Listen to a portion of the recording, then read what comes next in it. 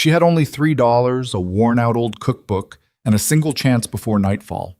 Homeless, jobless, nobody believed her. But Mara Whitlock didn't give up. Instead of begging, she staked everything on a single meal for complete strangers. If they refused, she lost everything. If they accepted, things could change forever. Like and comment the name of the city you're viewing so I know how far this story has come.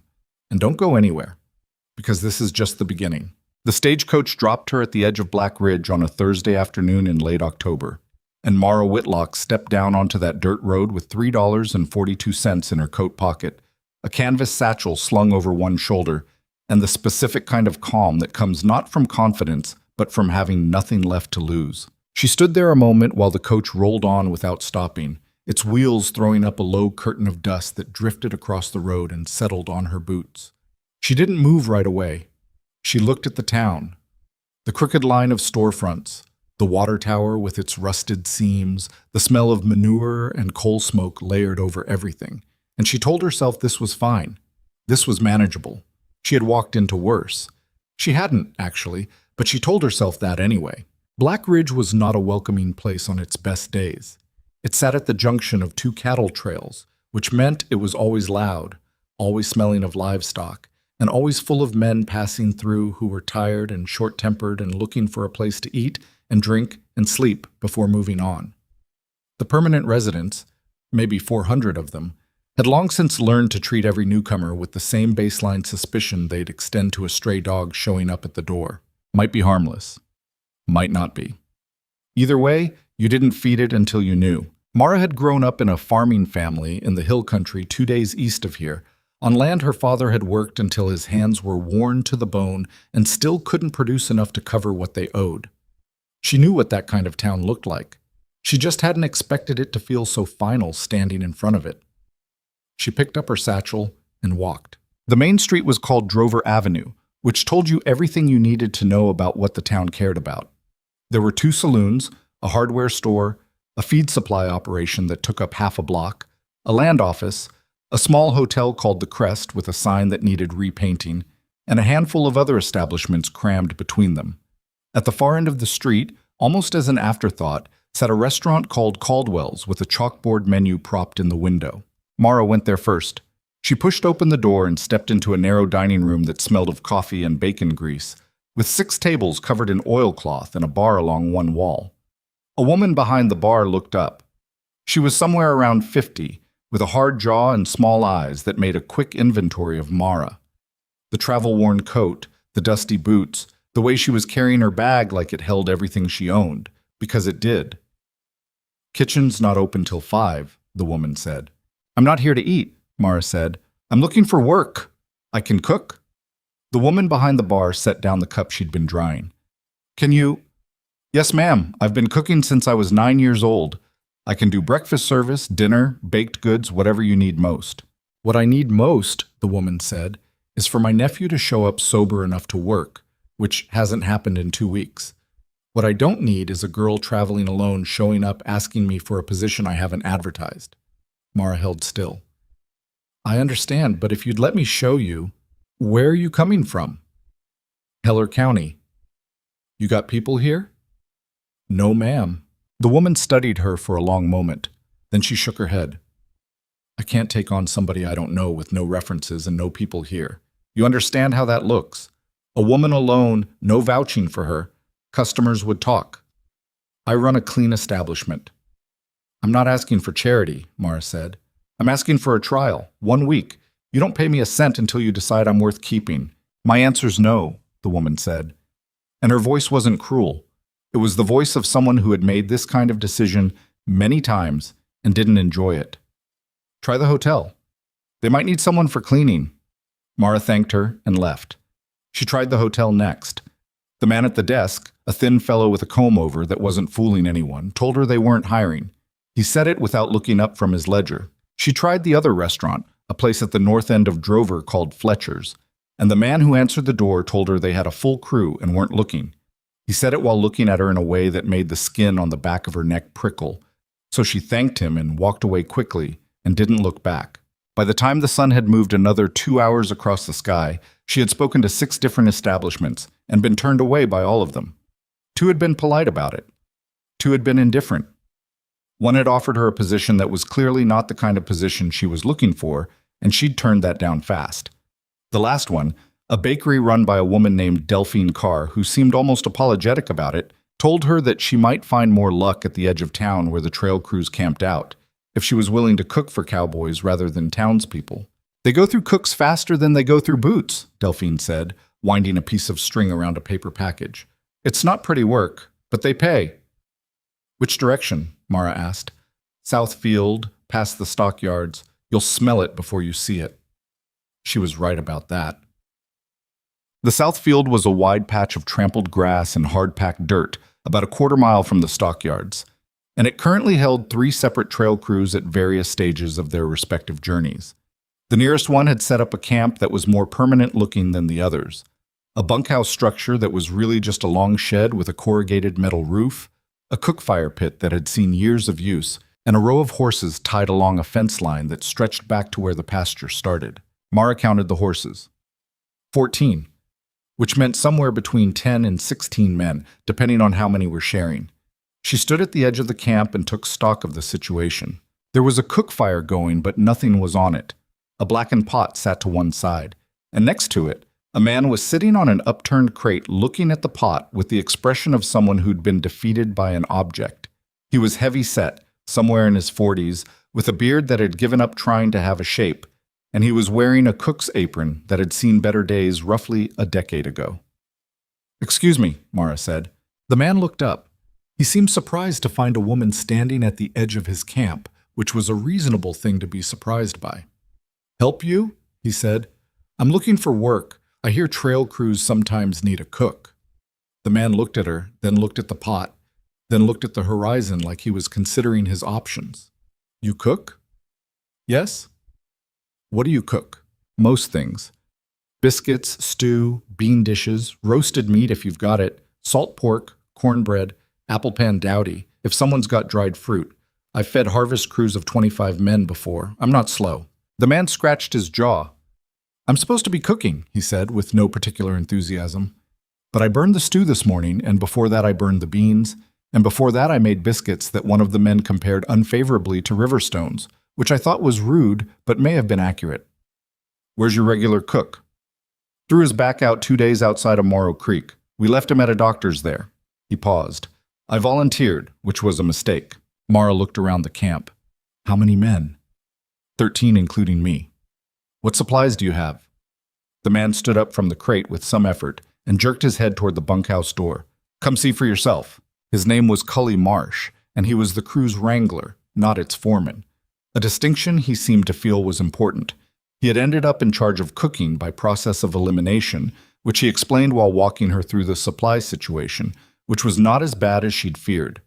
There was salt pork, dried beans, flour, cornmeal, lard, onions that were starting to go soft, potatoes, a partial side of beef that had been wrapped and kept cool, dried apples, salt, pepper, and a small quantity of sugar. "Not elegant," he said. "It's enough," she said. She was doing math in her head. Portions, timing, what needed to come off the heat first, what could sit. And she was already moving through the kitchen space, which was a lean-to attached to the bunkhouse wall with a wood-burning range that had seen hard use but was still functional.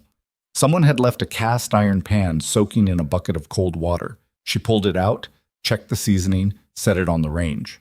"Before we go any further," she said, "I need to know who I'm talking to about pay." Cully blinked. "That'd be Foreman Deacon. He's not here right now." "When does he get back?" "Sundown, maybe. He went into town with 2 of the riders." Mara looked at the window of the lean-to kitchen. The light coming through it was afternoon gold, which meant she had 2, maybe 2.5 hours before dark. She looked at the supplies again. She thought about the $3.42 in her coat pocket, and about the hotel she couldn't afford, and about Delphine Carr telling her trail crews went through cooks fast. "Here's what I'm proposing," she said to Cully. "I cooked dinner tonight. Full dinner, not camp food, real food, something your men will actually remember. If your foreman comes back and likes what he sees and decides I'm worth hiring, we talk about wages then. If he doesn't, I walk away and you owe me nothing." Cully stared at her. "You'd cook for 13 men for free on a maybe?" I'd cook for 13 men for free on the chance that your foreman decides I'm worth keeping, she said. There's a difference. He kept staring. Then he shook his head slowly, like he wasn't entirely sure this was real. Lady, I don't know what happened to you to make you that determined, but yeah, okay. Kitchen's yours. She had 2 hours, and she used every minute of them. The first thing she did was put the beans on. They needed the longest, and there was no shortcutting it, so she got them in a pot with water and salt pork and set them at a low, steady heat that would carry them through while she worked on everything else. Then she started on the beef, cutting it down into pieces small enough to braise, seasoning it with salt and pepper, and the smallest amount of sugar she thought she could get away with, browning it in the cast iron pan in batches until the outside was dark and the kitchen smelled like something real was happening. While the beef was going, she mixed biscuit dough, flour, lard, a little salt, water worked in carefully until the texture felt right under her hands, not too dry and not sticky. She'd made biscuits so many times in her life that her hands knew what they were doing without her having to think about it, which was useful because her brain was busy tracking 3 other things at once. The onions went into the beef pot with a little water to loosen the fond from the bottom, and then the potatoes, cut rough, not fine, because fine would turn to mush, and she wanted something with actual texture. She adjusted the heat, tasted the liquid, added more salt, a little pepper, thought about it, left it alone. Cully came in twice to watch her and didn't say anything either time. The second time, one of the younger riders came with him, a boy who looked no older than 17 with straw-colored hair and the sunburned neck of someone who spent every day outside. He stood in the doorway and stared. Something wrong? Mara asked, without turning around from the stove. No, ma'am, he said. It just smells different. Usually when Cully cooks, it smells like something's wrong. Thank you, Ned, Cully said flatly. I'm just saying. Go check on the horses. The boy went. Mara allowed herself a small, private smile, then went back to the biscuits. By the time the light outside had turned the deep orange of late afternoon, the food was ready. She'd set it up on the long table inside the bunkhouse, the braised beef in the pot with its lid on to keep the heat, the beans in a second vessel, the biscuits piled on a piece of cloth because there was no serving basket she could find, a third pot with the potatoes and the softened onions. She'd found a tin of dried apple pieces and cooked them down with a little sugar and water into something that wasn't quite a pie filling, but wasn't quite not, and she'd put that in a bowl at the end of the table because some kind of sweet. At the end mattered, even here, even to men who'd never ask for it. She wiped her hands on a cloth and stood back and looked at the table. It wasn't elegant, she hadn't claimed it would be, but it was food, real food, the kind that made you feel like you'd actually eaten rather than just filled a hole. And she knew the difference because she'd grown up on that kind of food and understood what it cost to make it, not just in supplies but in attention. She heard boots on the ground outside. A lot of them. Peace. They came in from the day's work in the way that groups of men do, not quietly, with a kind of collective noise that was part conversation and part just the sound of bodies moving after a long day. They stopped when they hit the door. Not all at once. The first few through the door slowed, then the ones behind them bumped into them and someone said, "What the hell?" And then they all kind of sorted themselves out and stood looking at the table. The smell had done most of the work before any of them saw anything. "Who cooked?" someone said. "She did," Cully said from behind the group, and gestured at Mara, who was standing to one side of the table and trying to look like someone who had not just cooked for 2 hours straight and was not currently calculating odds in the back of her mind. They looked at her. She looked back at them. There was a pause that lasted about 3 full seconds, which is a long time when you're standing in front of 13 strangers who are deciding what to make of you. Then a man near the back of the group said, "Can we eat it, or do we have to wait?" "Eat," Cully said. They ate. Go on. Mara had stationed herself near the far end of the bunkhouse, not hiding exactly but giving them space to be themselves, which she'd learned was important. Men eating after a long day were not at their most gracious, and she'd rather let them eat than hover over them waiting for compliments. She refilled the water bucket twice. She kept the biscuits coming from the oven in small batches so the last round was as fresh as the first. She was watching the room the way she'd learned to watch rooms, not staring at any one person, just keeping a general picture of the whole. When she became aware of someone watching her back, He was sitting at the far end of the table, slightly apart from the others in the unconscious way of someone accustomed to being apart. He looked to be in his early 30s, with dark hair that needed cutting and the kind of lean build that came from working hard for a long time. His face was weathered in a way that didn't read as old, just experienced, and he had very still hands. The hands of someone who wasn't fidgety, who'd learned to be economical with his movements. He wasn't eating the way the others were eating. He was eating with attention, she thought, like he was actually tasting the food rather than just consuming it. And he kept looking at her, not in the way that made the skin on her neck prickle, but in a way that was harder to categorize, like he was trying to work something out. She looked away. When the men started to slow down, second servings finished, the noise dropping from active eating to the looser, more comfortable sounds of a meal winding down. The door opened and 3 men came in from outside. The first 2 were riders she hadn't seen yet. The third was different. He was tall, with a gray-streaked beard and the bearing of someone who was accustomed to being the final word on things. He stopped just inside the door and took in the scene.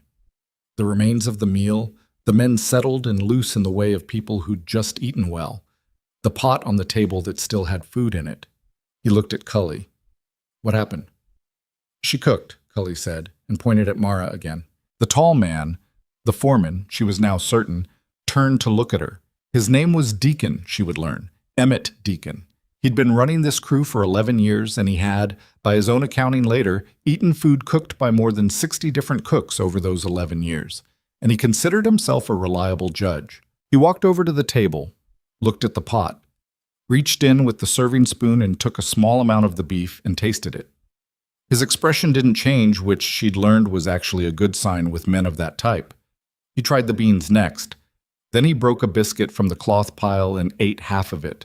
Then he turned to look at her directly. "Where are you coming from?" he said. "Heller County," she said. "I've been in Black Ridge since this afternoon. I've been turned away by every establishment in town. Your wrangler told me you might need someone." "We do need someone," Deacon said. "Our cook's out with his back." "I know. I proposed to Cully that I cook tonight at no charge to give you an honest look at what I can do. I'm asking for consideration for the position." Deacon looked at her for a moment. "How old are you?" 24. "Traveling alone?" "Yes." He turned back to the table and looked at the room. His men, the meal, the ease in the air that wasn't usually there after a camp dinner. One of the older riders had pushed his plate aside and was leaning back in the relaxed posture of someone who'd just eaten more than he expected to. A younger man was working on a third biscuit. Deacon looked back at Mara. "We pay a cook $6 a week," he said. "Meals and a bedroll space in the side room. You'd cook breakfast and dinner. Noon meal the men carry. $6 a week." She let the number settle, made herself not react. "That's acceptable," she said. "We're in Black Ridge for 4 more days, then we move on north toward Cass territory. If you're hired on, you travel with the crew." She had not expected this. She thought quickly, and the thinking took about 2 seconds. "How long does the drive run?" she said. 3 weeks, give or take, depending on weather and the condition of the crossing at Miller's Fork. 3 weeks at $6, plus the 4 days here. It wasn't the permanent position she'd been hoping for. But it was shelter, meals, and enough money to actually have options when it ended, rather than nothing. "I'm agreeable to that," she said. Deacon looked at her one more time, like he was making a final assessment. Then he held out his hand. She shook it. "You start tomorrow morning," he said. "Breakfast at 5:30. "I'll be up at 4, she said. He almost smiled at that. Almost. The side room turned out to be exactly what he'd said. A space about 8 feet by 10, attached to the bunkhouse wall with a bedroll on a wooden platform and a hook on the wall and a small window that looked out at the pasture. It smelled like hay and old wood. It was the best room Mara had slept in since she'd left Heller County, which told you something about the last few weeks of her life. She sat on the edge of the bedroll and took off her boots and set them on the floor and then sat there for a moment in the quiet. She'd done it. Barely, and not the way she'd planned. She hadn't planned, really. She'd just walked toward the problem until something gave. But she'd gotten herself off the street and into a position that would hold her for at least 3 weeks and give her the chance to figure out what came after. She reached into her coat pocket and took out the money. $3.42. She looked at it in her palm for a moment. Then she put it back. She lay back on the bedroll without undressing and stared at the ceiling. Outside, through the thin wall, she could hear the crew settling down for the night. The sounds of boots being pulled off, low conversation, someone laughing at something once before it got quiet. Ordinary sounds. The sounds of people at the end of a day. She thought about the farm. She thought about her father's hands, the specific texture of the debt he'd left behind. The way the bankman had looked at her when he'd explained what was owed and what would need to happen. She thought about the 3 weeks it had taken her to get out of Heller County with anything at all, and the 2 weeks after that of moving through towns and not finding what she needed. She didn't cry. She'd already done most of that crying, somewhere between the farm and the stage road, and she didn't see the point of doing it again now when things were, if not good, at least not as bad as they'd been 12 hours ago. She closed her eyes. She thought about the man at the end of the table, the one with the still hands. She wasn't sure why she thought about him. She pushed it aside and concentrated on the next morning instead. What she'd need to start on first, how to gauge what the men would want before they were awake enough to say so, whether the range would hold a consistent heat or if she'd have to adjust. Planning. That was useful. That kept her feet on the ground and her eyes on what was actually in front of her. She let it carry her down into sleep. Morning came cold and too early, the way mornings do in October when you're sleeping in a thin-walled room with a window that doesn't quite seal. Mara was up before 4, as she'd said she would be. She built up the range fire from the banked coals. The wood was stacked in a corner and she used it carefully, feeding it slowly until the heat was steady. And then she started the coffee, which was the first thing, always the first thing, because the smell of it in the early dark was the thing that pulled men out of their bedrolls and made them functional. And if you got the coffee right, everything else started on the right foot. While the coffee was going, she mixed up the first batch of biscuits. The flour was down to about 2/3 of a sack, and she'd need to replenish that. She made a note in her head. She put the salt pork on to render, and when the fat was running clear, she added the eggs. There were eggs, 6 of them, probably from a trade with a nearby farm, and scrambled them in the pork fat, which was not delicate cooking, but it was the right kind of cooking for this, and she knew it. The men started appearing around 5, in ones and twos, pulling their coats on and squinting into the early dark. The first one to come into the kitchen lean-to was the boy with the straw-colored hair, Ned, who stopped in the doorway and inhaled with the uncomplicated enthusiasm of a young person who hadn't yet learned to be guarded about good smells. "Coffee," he said. "On the table," she said, without turning around. "Don't spill." He didn't spill. He sat at the table and wrapped both hands around the cup and said, "Lord Almighty," very quietly, to himself, in a way that wasn't directed at her, but that she caught anyway. By 5:30, the table was full and the food was out. Scrambled eggs and salt pork, biscuits, the last of the dried apple mixture warmed up and served alongside. Coffee that was hot and strong without being bitter, which was a balance she'd worked out years ago and considered one of her more reliable achievements. She watched them eat and made adjustments in her head. Which men ate quickly and which lingered, who was going to want seconds, who was going to drink 3 cups of coffee. She was cataloging. It was how she'd always worked, going back to when her mother had first taught her that feeding people well was not just about the food. It was about paying attention to people well enough to know what they actually needed. The man with the still hands, she still didn't know his name, came in from outside later than the others, with mud on his boots and the look of someone who'd already been working for an hour. He got his coffee and his food and sat at the end of the table again and ate with the same focused quality she'd noticed the night before. Cully dropped into the seat next to her when she came to refill the coffee pot, which surprised her because she hadn't thought of herself as sitting down. "You always eat standing up?" he said. "I was going to," she started. "Sit down and eat something," he said. "Kitchen's covered for 5 minutes." She sat. She ate a biscuit and drank half a cup of coffee and watched the room. "That's Rowan Hale," Cully said quietly, nodding toward the end of the table. "The quiet one." She didn't ask how he'd known who she was looking at. "He works for Deacon? Since 3 years ago. Best rider on the crew. Keeps to himself mostly." Cully refilled his own coffee. "Don't take it personally. He keeps to himself with everybody." "I wasn't taking it personally," she said. Cully gave her a look that suggested he didn't entirely believe her but wasn't going to push it. After breakfast, the crew dispersed to the day's work, and Mara cleaned up and then walked into town to replenish the flour supply and a few other things that were running low. She paid for it with Deacon's supply budget, which he'd given her access to that morning, with a brief, practical conversation about what the crew needed and what it didn't need and what he expected to spend per week. She walked Drover Avenue in the morning light, the same storefronts she'd walked past the day before, now in the cold October morning instead of the afternoon. The Caldwell's restaurant with its chalkboard menu, the hotel with the sign that needed repainting. She thought about the woman at Caldwell's, not with bitterness, particularly. The woman hadn't been wrong about how it would look, a lone woman with no references showing up asking for work. That was just how it was. The world ran on a certain set of expectations, and you either found a way to work inside them or you found a way to work around them. And she'd spent enough time in her life being angry at the expectations to know that anger alone didn't change anything. What changed things was being too useful to ignore. She bought the flour at the feed supply. The man behind the counter gave her a look that was one part puzzled. She clearly wasn't a local. And one part the standard assessment that any woman alone in a frontier town had to get used to. "You with one of the trail crews?" he said.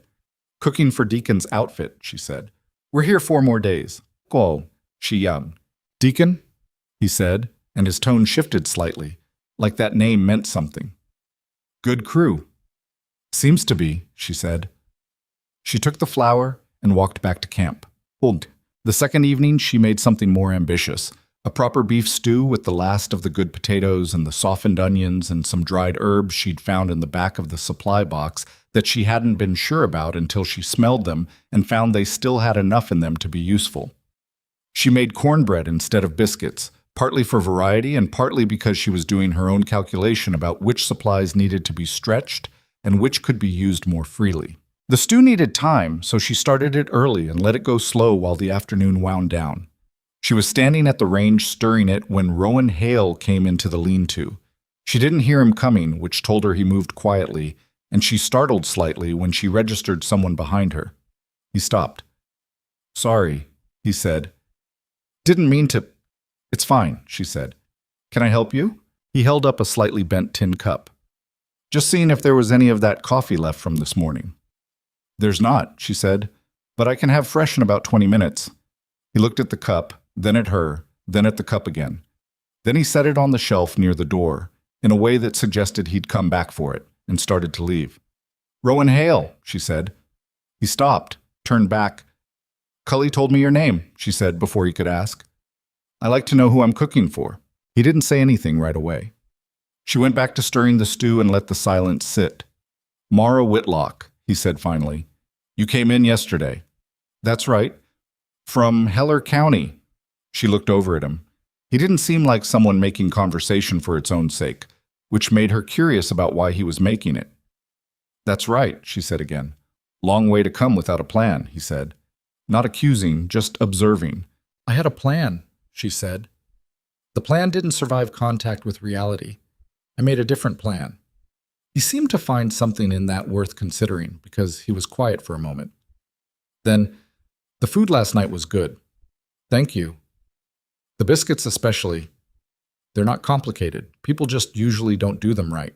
He looked at her like he wanted to say something else and then decided not to. He nodded once, the way someone does when they're wrapping up a conversation, and went back out into the afternoon. She watched the door where he'd been standing. She turned back to the stew and adjusted the heat under it. She was not, she told herself firmly, thinking about the way he'd said, "the biscuits especially," like he'd actually been thinking about it. She was concentrating on the food. The 4 days in Black Ridge passed in a particular rhythm that she fell into quickly. Up before 4, fire built, coffee started, breakfast done by 5:30, cleanup, supply runs or equipment maintenance. Then the afternoon's cooking started around 2 and the evening meal was ready by 6. In between, she was learning the crew, their habits, their preferences, their specific complaints about the food they usually got on drives, which was useful information that she filed away and acted on where she could. Ned, the young one with the straw-colored hair, turned out to be 17 and had joined the crew in the spring after leaving his family's homestead, in a situation he didn't talk about clearly, though she gathered it had something to do with a disagreement with his father that had gone wrong in ways that couldn't be fixed. He was trying to grow a mustache with limited results. He ate more than anyone else on the crew and always had the slightly stunned expression of someone who hadn't quite accepted that real food was available. Cully, she learned quickly, was the social center of the group. He knew everyone's history and had opinions about all of it, and was willing to share those opinions at length if you gave him any opening at all. He was good at his actual job, which was keeping the horses healthy and moving, and he was also the person who smoothed over the arguments that inevitably happened when you had 13 men working in close quarters. Deacon ran a tight outfit, but not a cruel one. He expected competence and got it. He didn't praise much, but he didn't punish much either, and the men respected him in the particular way of people who've worked with someone long enough to trust their judgment, even when they don't understand it. And Rowan Hale. She wasn't trying to understand him exactly. She was observing, the same way she observed everything else, and what she observed was this. He worked harder than anyone else on the crew, but did it without apparent effort or need for acknowledgement. He spoke when he had something to say, and didn't when he didn't.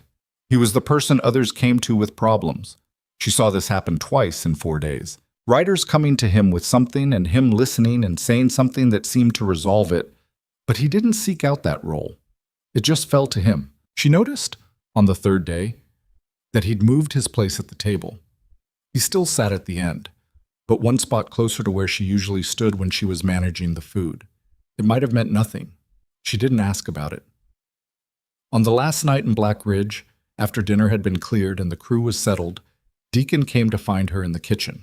"You're a good cook," he said.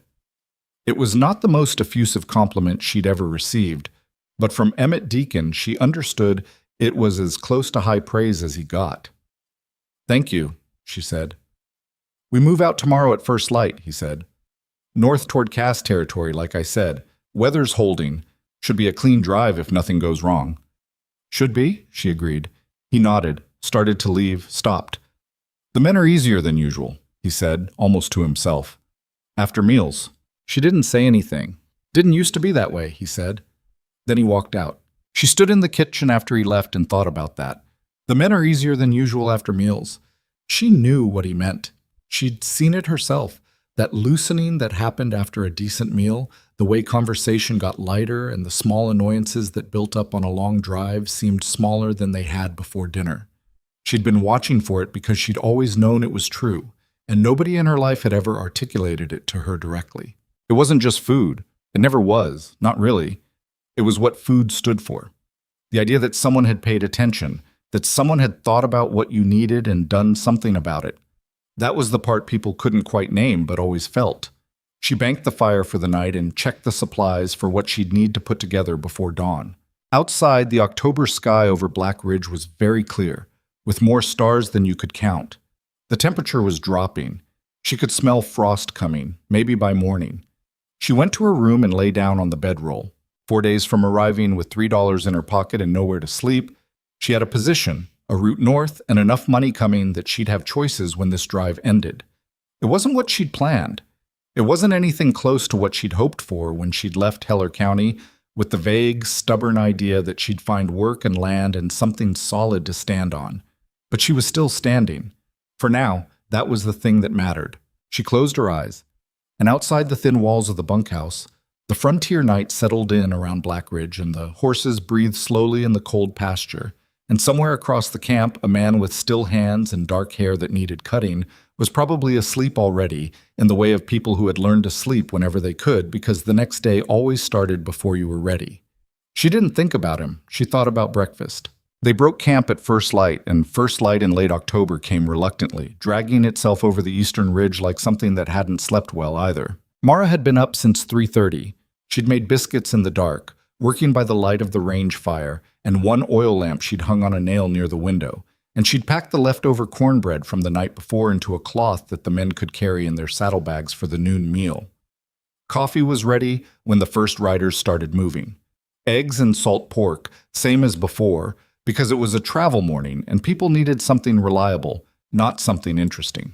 Deacon came in at 5:15, drank his coffee standing up, and told her the supply wagon would be positioned third in the line. She'd be riding on the wagon seat with a man named Pearl, who drove the team and who was, according to Cully's briefing from the night before, perfectly fine company as long as you didn't ask him about his left knee. What happened to his left knee? Mara had asked. Nobody knows, Cully had said. That's the problem. Pearl turned out to be a compact man in his late 50s with a face so weathered it had started to look geological. He drove the wagon team with the calm efficiency of someone who'd been doing it so long he didn't have to think about it, which meant he was free to talk, which he did, steadily and without much apparent need for response, about the territories they were passing through, the condition of the road, the cattle market, the price of flour, the general unreliability of weather predictions, and several other topics that Mara found useful enough to file away. She didn't ask about the knee. The land north of Black Ridge opened up quickly, the scrub and the broken ground giving way to longer grass and wider sky, the kind of country that made you feel both very small and very free at the same time, which was a combination she'd always found difficult to sit with. She'd grown up in hill country, where the land folded in around you and the sky was something you caught in pieces between the ridges. This was different. This was the frontier in its most literal form. The land ahead of you not yet decided, not yet claimed, still in the process of becoming something. The drive moved slowly, the way drives do. The cattle setting the pace, which was their own pace and not anyone else's, and the riders working the edges of the herd to keep them together and moving in something approximating the right direction. Mara watched from the wagon seat. She'd seen cattle before, small herds on farms, but not like this. This was more than 300 head, and the sound and the smell and the weight of them moving together was something she hadn't quite prepared herself for. You get used to it, Pearl said, glancing at her face. I'm not bothered by it, she said. You look a little bothered. I'm just thinking. Fair enough, he said, and returned to the road. She was thinking about the supply inventory she'd done that morning before packing up, and the calculation she'd been running about how long what they had would hold at the rate they were going through it, and what they'd need to replenish and when. She'd started keeping notes, not in any formal ledger, just on a piece of brown paper she'd folded into her coat pocket, because it was the only way to keep track of it properly when your kitchen moved every few days. The noon stop was brief. She unpacked the cornbread and passed it along with dried meat and water, and the men ate standing up or in their saddles, because that was the pace Deacon wanted to keep. She watched the exchange, the distribution of food happening across the group in the casual, practiced way of people accustomed to eating without sitting down. Rowan Hale came by for his portion and took the cornbread and the dried meat and didn't say anything, which was consistent with every previous interaction she'd had with him in 4 days, and which she had no particular reason to find notable. He looked at the sky to the northwest. There were clouds building there, the kind that didn't necessarily mean rain but didn't rule it out either. And then he looked at Deacon, and something passed between them in the wordless shorthand of people who'd worked together long enough to have a private language. Deacon gave a slight nod. Rowan rode back toward the front of the herd. What was that about? She asked Pearl. That cloud system, Pearl said. Rowan reads weather better than most. If he's looking at something, Deacon wants to know what he sees. And what does he see? Probably nothing yet. If he'd seen something, they'd have changed course already. She looked at the clouds herself. She wasn't a weather reader, not in any systematic way, but she'd grown up on a farm and she knew the difference between clouds that were just passing through and clouds that had business to attend to. These looked like the passing through kind, but the temperature was dropping faster than it had been, and that was worth noting. She filed it away and went back to her calculations. They made camp that first night on the trail at a wide, flat spot near a creek that Deacon knew from previous drives. It wasn't marked on any map that Mara had seen, but Deacon navigated to it with the certainty of someone reading a map that existed only in his memory. Setting up the trail kitchen was a different proposition from the bunkhouse in Black Ridge. She had the wagon, which was her pantry and workspace, and she had the camp fire pit, which was not her range, and which had its own particular opinions about heat distribution that she needed to figure out quickly. She'd cooked over open fires before, but there was a difference between a farm fire and a trail fire. The same way there was a difference between a farm horse and a working cattle horse. Same general category, entirely different animal. The first trail dinner wasn't her best work. The beans went a little long and the biscuits were uneven because the fire had a hot spot on one side that she'd identified too late. She stood back and looked at what she'd produced and felt the specific dissatisfaction of knowing you'd done adequate work when you were capable of better. Ned, who was constitutionally incapable of being anything other than enthusiastic about food, told her it was wonderful, which she appreciated but didn't believe. Cully ate 2 servings without comment, which was its own kind of verdict. Deacon ate his meal and said, "You'll figure out that fire by tomorrow," which was as close to constructive feedback as he was likely to give, and she took it as such. That night she sat near the banked fire after the camp had gone quiet and made adjustments to her mental plan. What order to build the fire, where to position things, how early she needed to start the beans to account for the variable heat. She had a small notebook that she'd started writing in, not a formal thing but a working document, the kind of notes that were only legible to the person who'd written them. She was still sitting there when she heard footsteps. Rowan came around the side of the wagon and stopped when he saw her. "Didn't think anyone was still up," he said. "I was working something out," she said. He glanced at the notebook, not trying to read it, just registering it. "About the fire." "The fire, yes, and the bean timing." He sat down on the other side of the fire pit, at a comfortable conversational distance. Not close, not pointedly far. She noticed that he moved with the same economy she'd observed before. Nothing wasted, nothing performed. "The hot spot," he said, "is on the east side. It's the wind. Usually out of the northwest this time of year, which pushes the heat." She looked at him. "You were watching me cook?" "I eat the food," he said. "Seems reasonable to understand where it comes from." She couldn't argue with the logic. "So I should position the heaviest things on the west side. Or build the fire longer east to west and work the whole length. Spreads the heat more even." She wrote that down. He watched her write it, and she didn't feel self-conscious about it the way she might have in another situation, which was interesting. "Where did you learn to cattle driving?" she said. Not because she was making conversation, she genuinely wanted to know. She'd started categorizing these men the same way she categorized everything, and Rowan Hale didn't fit neatly into any category she had. "Started when I was 19, he said. "Worked a few different outfits over the years, ended up with Deacon 3 seasons ago." "You like it?" He considered that question longer than she expected. "I'm good at it," he said finally. "That's not quite the same thing." She thought about that. "No," she said. "It's not."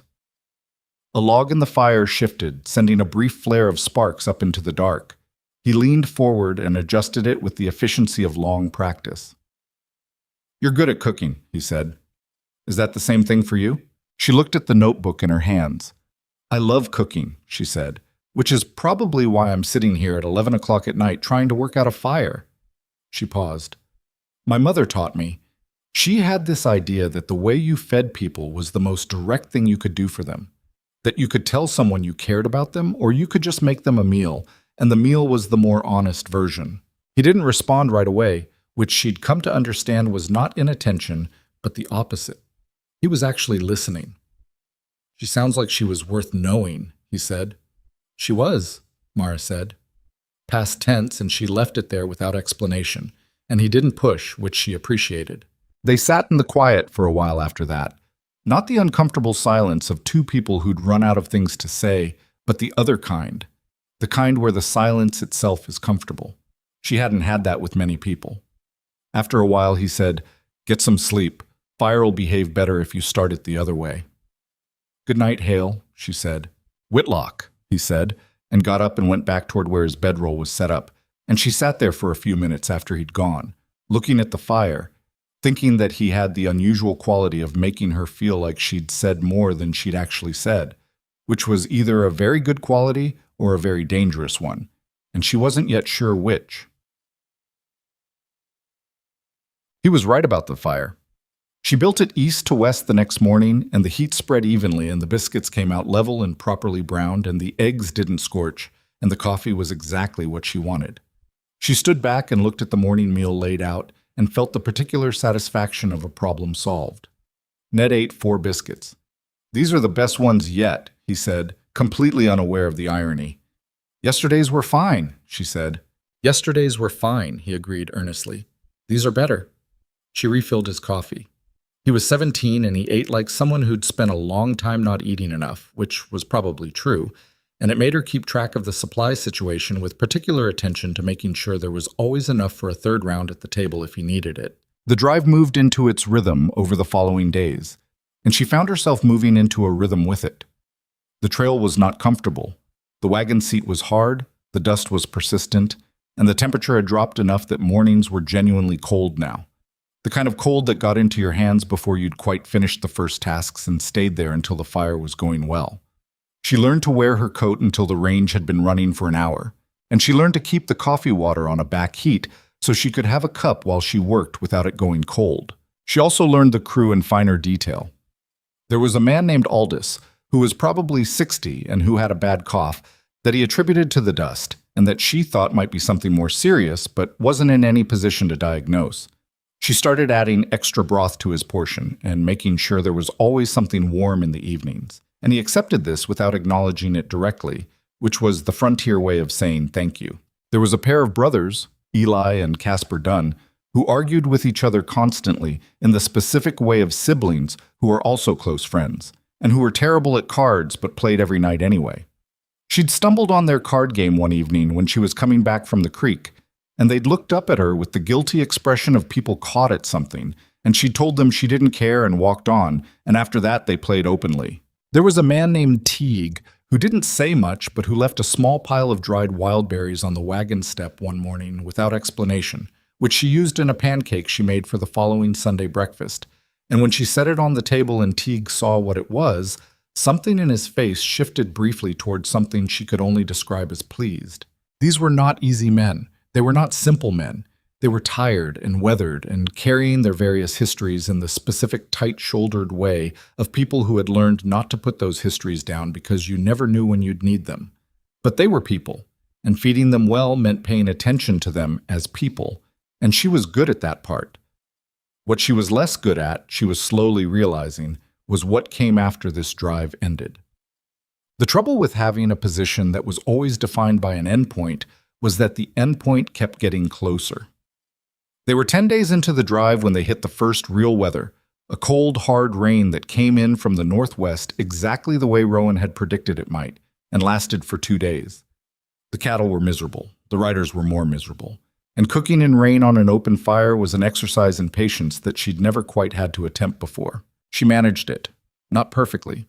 The biscuits the first day were dense because the dough had gotten too much moisture from the rain, and the stew was blander than she wanted because the spice tin had gotten damp and the pepper had clumped.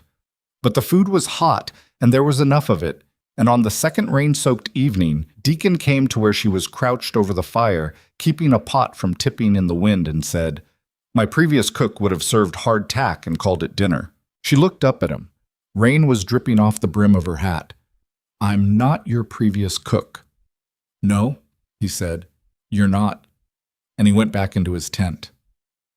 On the third day, the rain cleared and the sun came back and the land steamed slightly in the cold sunshine, and everyone's mood lifted by about 30%, which she could see simply by watching how people moved and how loud the morning conversations were. She made a proper breakfast that morning. Everything she could manage, extra coffee, the dried apple sweet dish that had become something the men looked forward to. Ned ate 5 biscuits and looked slightly amazed at himself. Rowan came by after breakfast while she was cleaning up. "You did well in the rain," he said.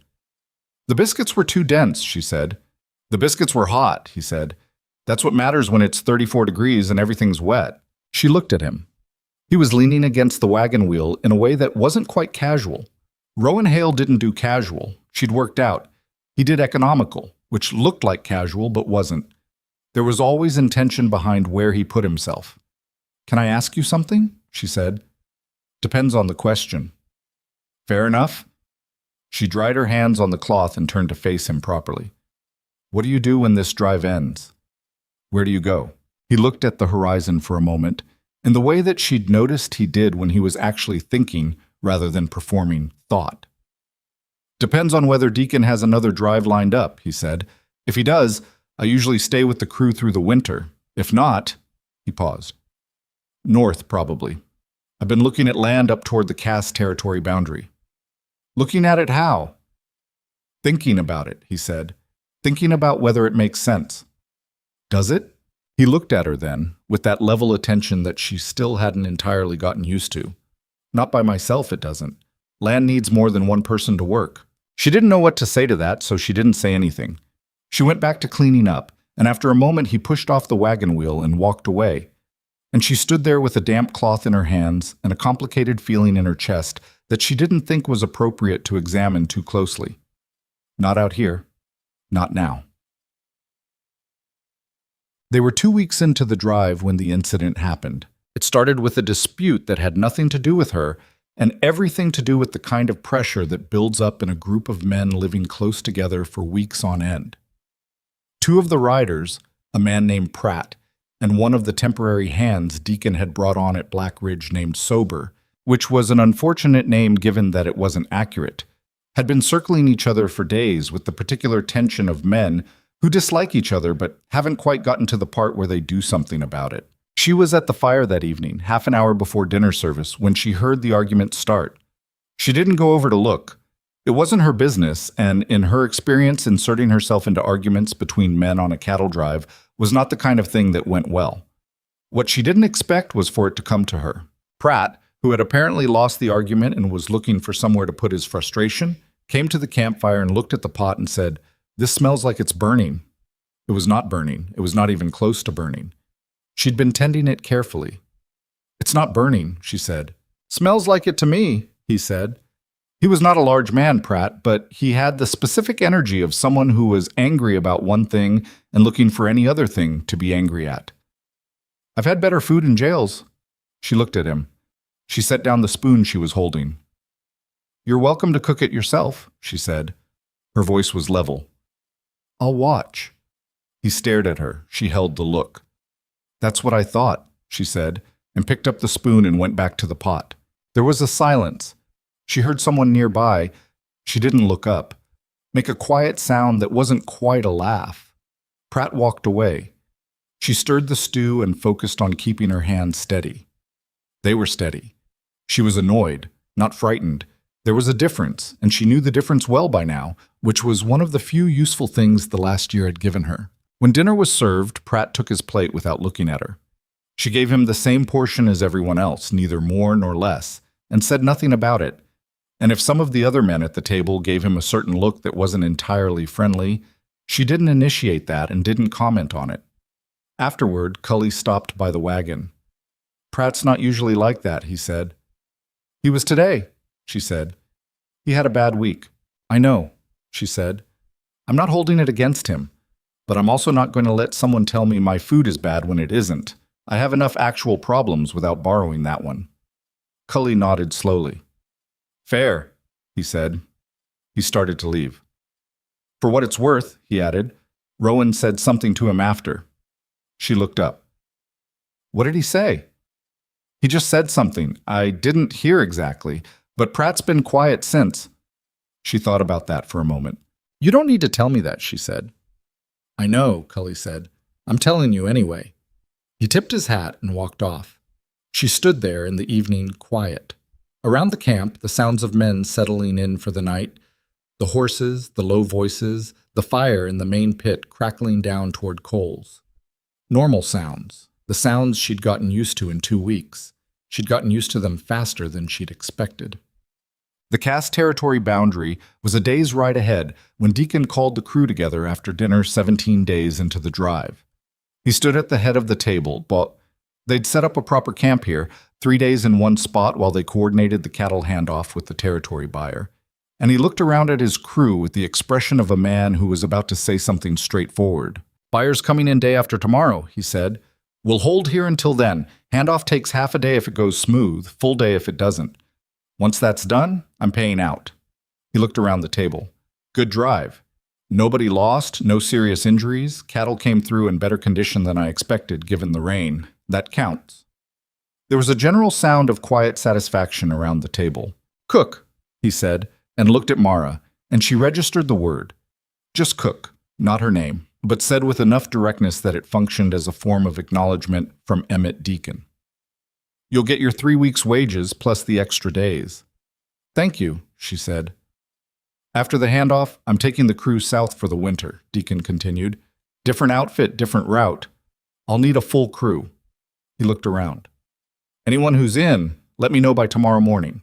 He sat down and the meal wrapped up, and the men started dispersing, and Mara started cleaning, while around her the crew broke into the smaller conversations of people talking about what came next. She wasn't part of those conversations.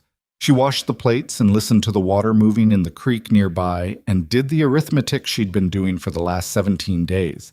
3 weeks at $6 plus the 4 days in Black Ridge at the same rate was $26 and some change. More money than she'd had in months. Enough to get a room somewhere for a while. Enough to look for something more permanent without being desperate about it.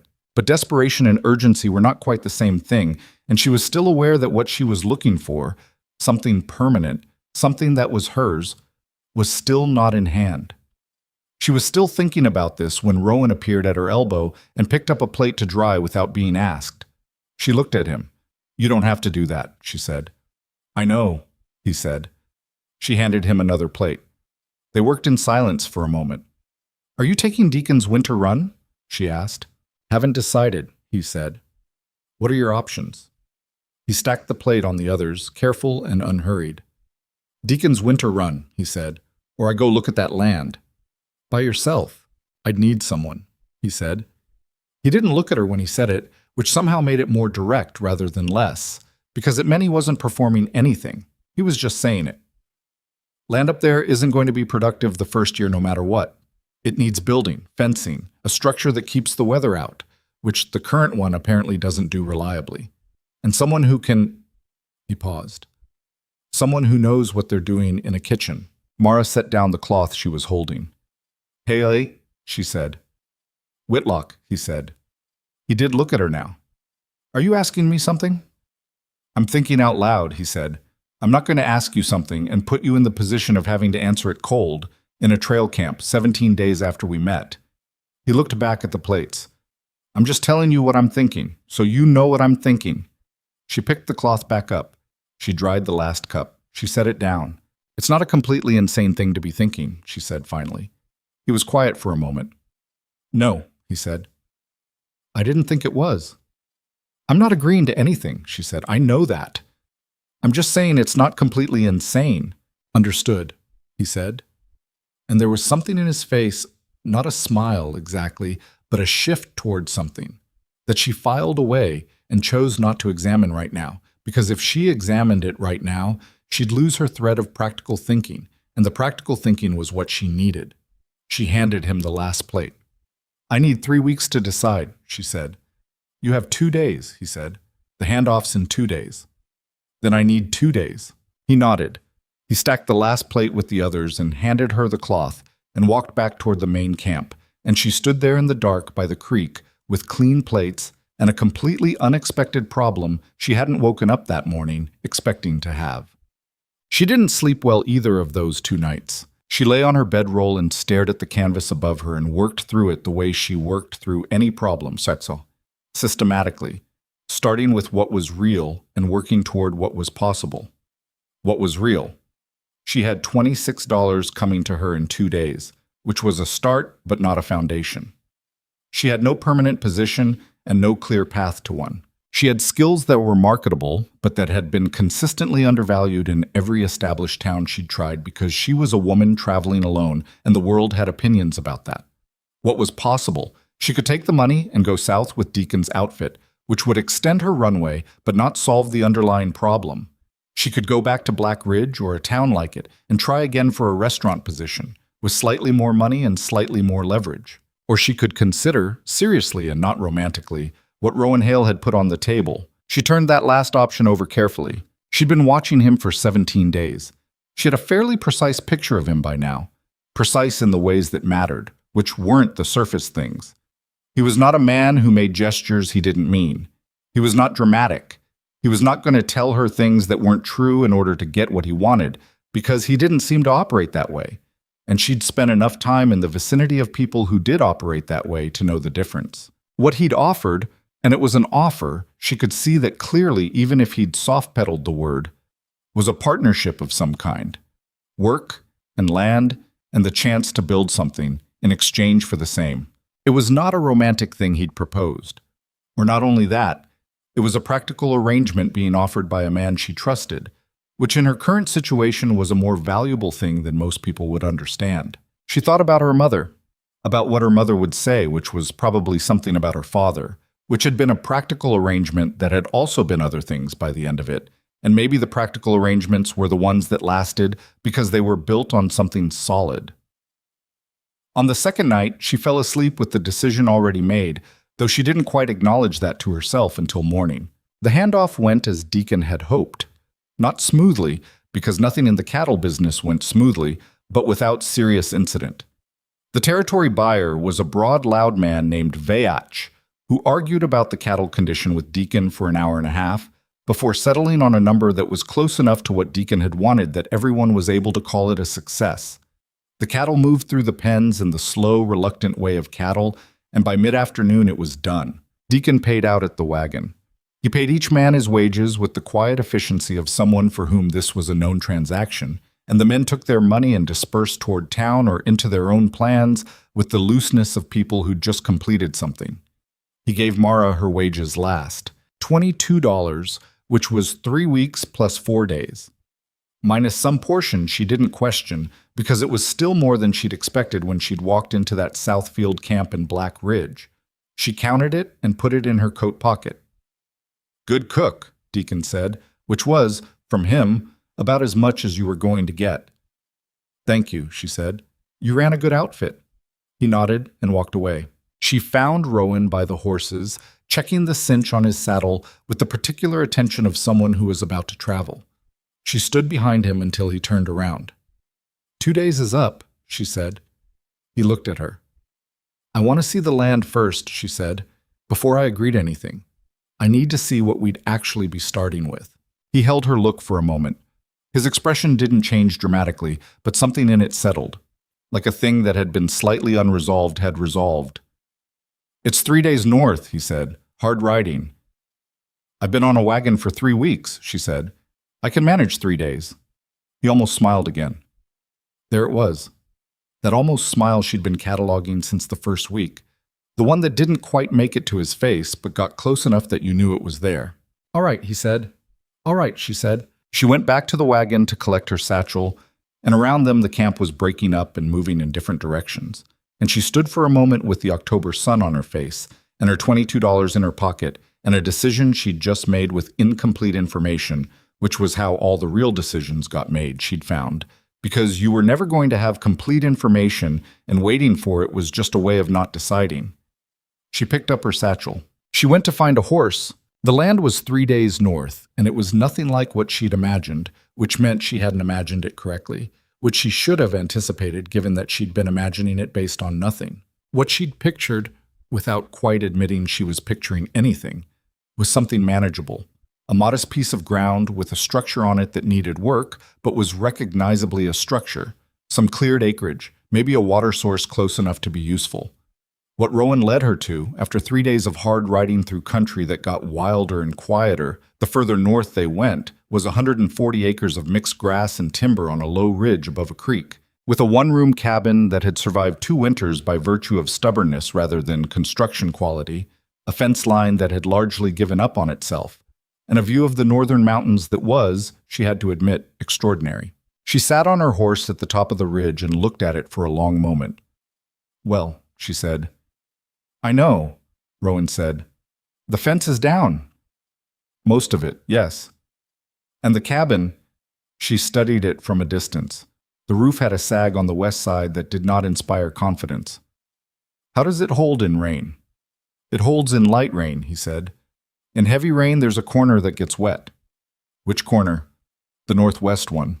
She looked at the mountains to the north, in October, with winter coming. "That's going to be the windward corner," she said. "Yes," he said. He said it without defensiveness or apology, just as a fact he was aware of and had apparently decided to live with, or to offer to someone else to live with, which was, she turned to look at him, an interesting choice. "Why this piece?" she asked. Specifically, "There's other land."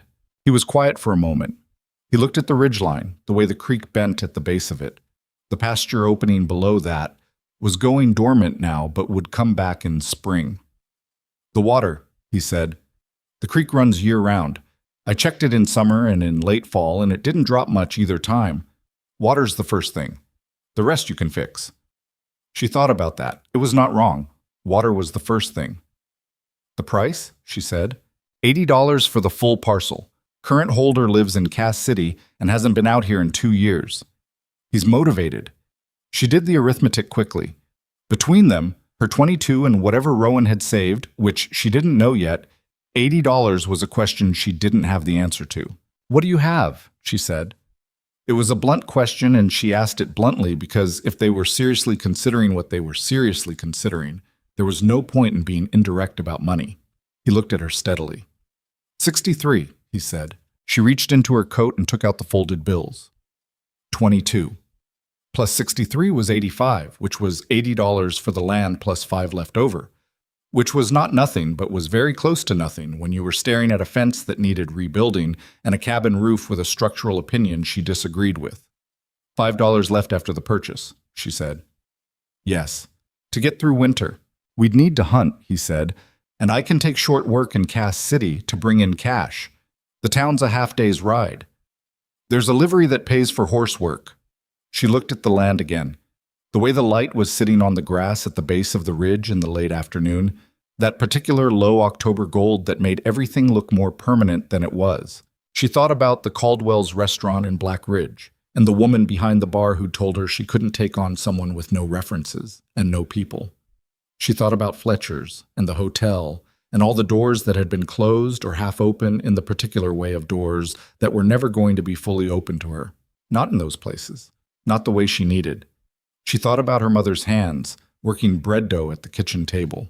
I want to walk the creek line, she said. He swung down from his horse without comment and tied it to the nearest tree, and she did the same, and they walked the creek line in the late afternoon while the sun dropped and the temperature with it, and she asked him questions about the soil and the pasture and the timber situation and what she'd need to start a kitchen garden in spring and what the neighboring properties were doing and how far the nearest town was for supplies. And he answered all of it without impatience and with the specific precision of someone who'd been thinking about these questions for a long time. By the time they got back to the horses, the light was going. We'd need a justice of the peace, she said, before winter sets in. He turned to look at her. I'm not moving on to land with a man I'm not married to, she said. I'm not doing that to myself. If we're doing this, we do it the right way. That's fair, he said. His voice was even, but there was something in it, a kind of care, she thought, that he was keeping at a certain distance, not because he didn't have it, but because he understood that she wasn't asking for emotion right now. She was asking for clarity, and he was giving her clarity. There's a justice in Cass City. I know him by name. Then we go to Cass City first, she said, and then we come back here and we figure out the northwest corner. The northwest corner, he repeated, of the cabin, the one that gets wet. He looked at the cabin, then at her. And this time the almost smile actually made it, just barely. A real one, with something behind it that she didn't have the precise language for, but recognized in the way you recognize a thing you've been looking for without knowing you were looking. All right, Whitlock, he said. Hail, she said back. They rode south toward Cass City in the last of the evening light, and the mountains ahead of them went blue and then purple and then dark, and neither of them said much, which had become their way, and which she had decided was not a bad way to be. Cass City was larger than she'd expected, a proper town with 2 main streets and a land office, and a newspaper that came out twice a week, and a population of roughly 800, which by frontier standards was somewhere between a real place and an almost real place. It had a hotel that was 3 stories and had a dining room, and a general store that carried most of what you'd need and some of what you didn't, and a justice of the peace named Corvin, who operated out of a room above the land office, and who agreed to perform a civil marriage on the condition that they each sign the register and pay the $2 fee, which they did. It took 11 minutes. She stood in the small room above the land office with Rowan beside her and said the words and heard him say the words and shook Corvin's hand when it was done. And then they were on the street again in the November cold, and she looked at her left hand, which now had a plain band of silver on it that Rowan had produced from his coat pocket the previous evening, and which she had looked at for a long time before putting it away and going to sleep. You had that ready, she'd said when he'd shown it to her. I'd been thinking about this for a while, he'd said. Before I said anything. She'd looked at him. How long? He'd considered. About 2 weeks in, he said. On the drive. Maybe earlier. She hadn't asked what had happened 2 weeks in. She already knew. She'd been crouched over the fire at 11 o'clock at night working out the heat distribution problem, and he'd sat across from her in the dark and they'd talked about her mother, and it had been the most honest conversation she'd had in longer than she could immediately remember. And apparently he'd been keeping track of that kind of thing too. The ring was a good fit. She didn't ask where he'd gotten it. Some things didn't need the full accounting. They bought supplies in the general store: flour, salt pork, dried beans, a bag of oats, lamp oil, nails, which were not a food supply but were urgently necessary, and a roll of heavy canvas that she intended for the northwest corner of the cabin. The total came to $14 and some cents, which left them $3 and some change after the land purchase, which they'd completed at the land office that same morning. The holder had been available by wire through the land office clerk, and the transaction had been more straightforward than she'd expected, with documents signed and filed before noon. They owned land now. She turned that over while the store clerk was bundling their purchases. They owned land. She, Mara Whitlock, Mara Hale now, which was going to take some time to sit naturally in her head, who had stood in Black Ridge 4 weeks ago with $3.42 and nowhere to sleep, now held title to 140 acres in the Cass territory. It was the most frightening thing that had happened to her in the entire sequence of frightening things that had made up the last year of her life, because now she had something to lose. Rowan was next to her at the counter, talking to the store clerk about the condition of the road north. She looked at the side of his face, the weathered jaw, the dark hair, the particular quality of stillness he carried everywhere, and thought, "You'd better be what I think you are." She'd said something like that to her father once, about a horse they were buying. Her father had laughed and said that was exactly the right thing to say about a horse. She hadn't said it to Rowan. She'd thought it at him, which probably wasn't effective, but it was what she had. The ride back to the land took all of the following day, with the supplies loaded on a second horse they'd rented from the livery in Cass City. They'd need to buy a horse eventually, another expense sitting on the horizon, and by the time they reached the ridge, the afternoon was already failing. They stopped at the top of the ridge and looked down at what was theirs. In the cooling light, it looked even more demanding than it had 2 days ago. The fence line was a suggestion rather than a structure. The cabin's roof sagged with the conviction of something that had made a decision. The pasture below was dormant, flattened by frost, and the timber on the north edge looked dense enough to be useful, but would take real work to manage. "First thing," Rowan said, looking at it. "First thing is the cabin roof," she said. "If the roof fails in December, we have larger problems than the fence." He nodded. "I'll look at the structure tomorrow. If the main beams are sound, we can fix the slope without replacing everything. And if they're not sound, then we fix them first." She appreciated that he didn't try to make it sound better than it was. She looked at the cabin and thought about what it would feel like inside in January with the northwest wind coming off the mountains, and she decided she'd rather know that now and deal with it than find out in the middle of a blizzard. "We need firewood before anything else," she said. "Enough for the whole winter. That comes first alongside the roof." "Agreed." He started the horse down the ridge. "We've got 3, maybe 4 weeks before the real cold." "Then we'd better not waste the afternoon standing here looking at it," she said, and followed him down. The first week on the land was the hardest week of her life, and she had a long list of competing candidates for that title. The cabin's main beams, when Rowan got up to look at them, turned out to be mostly sound. The 2 primary ones were solid hardwood and weren't going anywhere, which was the good news. The bad news was that the roof planking on the northwest side had been laid wrong at some point, probably by someone who understood carpentry in theory but not in practice, and water had been getting under it for at least 2 seasons, which meant the rot had spread further than just the visible damage. He came down from the roof on the second day and looked at her with the expression of someone delivering news he'd been hoping not to deliver. "How bad?" she said. "Not catastrophic, but more than I thought." He pulled off his gloves and looked at his hands. "I need someone to help with the planking. It's 2-person work up there." She looked at the roof, then at him. "I can go up." "It's not easy to—" "Hale," she said, with a tone she'd used on her brothers growing up, which communicated clearly that the conversation about whether she was capable was over, and they were now moving to the conversation about how to proceed. He stopped. A pause. "You'll need to watch the west edge. It's not as stable. Show me once, and I'll watch it." They fixed the roof over 4 days, both of them up there in the cold. working with the kind of focused communication that only exists between people who need to be efficient, because efficiency is survival. She handed him planks and held things in place and learned the particular vocabulary of carpentry repair as she went, not the formal vocabulary, but the working one, the shorthand that developed when two people were doing a physical task together and needed to move fast. Her hands were wrecked by the end of it.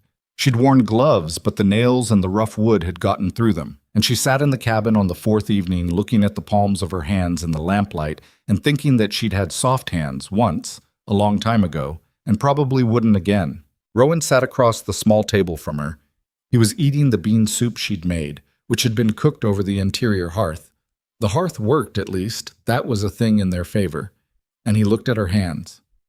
"Let me see," he said. She held them out. He looked at the cuts and the calluses starting and the one place on her right palm where she'd caught a nail edge and it had bled through the glove. "That one needs cleaning," he said. "I know, I was going to do it after." "Do it now." He got up and got the cloth and the alcohol they'd bought in Cass City and came back. She didn't argue, which told her more about how tired she was than anything else. He cleaned the cut with the same efficiency he brought to everything. Not gentle exactly, but careful, which was better. "You didn't say it would be this hard," she said. "You didn't ask," he said. She looked at him. He wasn't being dismissive. His face was entirely serious. "Would you have told me if I had?" He thought about it. "Yes," he said. "I'd have told you it was going to be the worst winter you ever had, and then it might get better." "Might?" "I don't know yet," he said. "Neither do you. That's the honest answer." She appreciated the honesty, even though it was cold comfort, which was the only kind of comfort available in a drafty cabin in November when her hands hurt and the fence was still down and winter was 3 weeks away. "The roof's done," she said. "The roof's done," he agreed. "That's something." "That's something," he said, and went back to his soup. It was not, she would think later, what anyone would write a song about. But it was real, and it was theirs, and there was something in the doing of it together, the specific weight of shared difficulty, that was building something between them that she didn't have a word for yet, but that she recognized as the kind of thing that lasted. Awesome. The winter arrived like it had a grievance to settle. December came in cold and stayed that way, with 2 heavy snowfalls that closed the road to Cass City for 10 days in a row and left them genuinely dependent on what they'd put up. She'd been careful with the supply planning. She'd spent a week in November building up stores, drying meat, putting up the root vegetables they'd been able to buy before the road closed, making certain calculations about portions and duration that she went back to regularly like a navigator checking a compass bearing.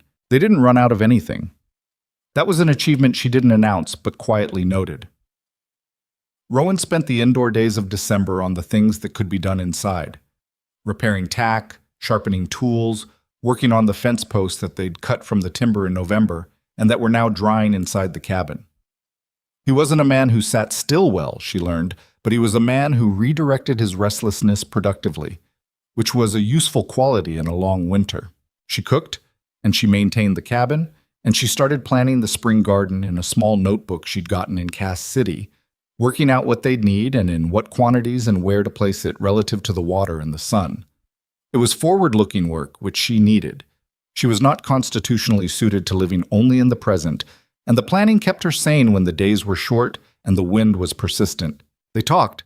That surprised her more than the cold or the hard work. She'd thought, without articulating the thought, that Rowan Hale was a man who lived primarily in silence, and in public settings that was largely true, but in private it turned out he had opinions about things and was willing to share them if the situation was quiet enough. He had strong ideas about land management and cattle breeding and the specific failures of the territorial government's road building program. He'd read more than she expected. There were a handful of books in his saddlebag that had been with him for years, and he'd worked through them multiple times.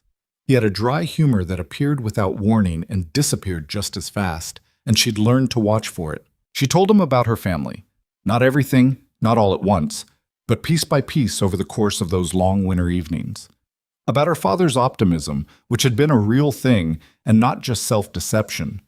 He'd believed in the land and he'd worked it with everything he had, and the debt had still taken it, which was one of the true injustices of the farming life, that effort and outcome weren't always connected the way they should be. About her brothers, scattered now to different territories. About her mother, who had died 2 years before the farm was lost, which Mara sometimes thought was a mercy, and then felt bad for thinking.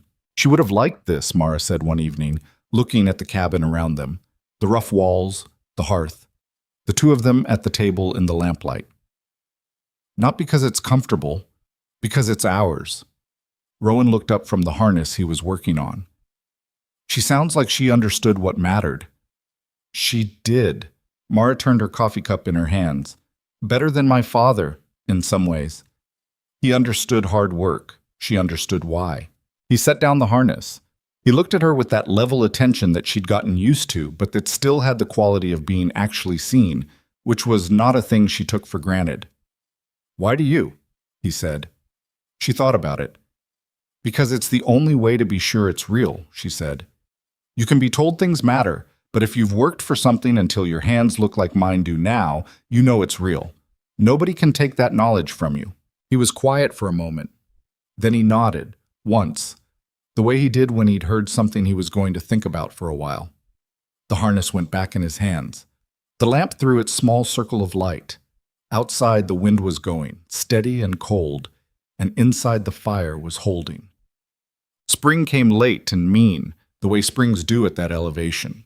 Not a gradual warming, but a series of thaws and refreezes that made the ground unreliable and the mood uncertain. But it came. The first morning that felt genuinely warm, not just not cold but warm. Mara stood outside the cabin before dawn and watched the eastern ridge brighten and thought, "We made it through." They'd made it through. The kitchen garden went in the 3rd week of April. She'd planned it over the winter with the kind of precision that her husband, the word still sat slightly oddly, husband, but she was getting there, that Rowan had started to tease her about gently, which she'd accepted as a form of affection because that was how he did affection. Sideways and almost invisible. "You have the drainage mapped," he said one evening in February, looking at her notebook. "Of course I do. On paper, with measurements. How else would you plan it?" He'd looked at the page for a moment. "Most people would just dig," he said. "Most people end up with drainage problems," she said. He'd handed the notebook back with the expression of a man who'd conceded a point he wasn't entirely sure he'd argued in the first place. The garden went in according to her plans, and the drainage was correct. And by June, there were things growing that she'd thought about in December when she'd been making notes in the cold cabin with a blanket over her shoulders. And the satisfaction of that, of thinking something forward in time and having it actually happen, was the best feeling she'd had in a long while. The fence went back up through May, which was back-breaking work. The two of them digging post holes in ground that was still partly frozen at depth, and then setting the posts and running the wire. Rowan did most of the heavy digging, and she did the wire work, which her hands had gotten strong enough for now, and she didn't need to be told how to do it because she'd watched her father build fence lines for years growing up, and some knowledge lived in the body. By June, they had 140 acres that were, in the basic necessary senses of the word, functional. It was not a ranch, not yet. It was land with a fence and a cabin and a kitchen garden and 2 horses. They'd bought a second one in April, and the bare beginning of something. But it was the beginning.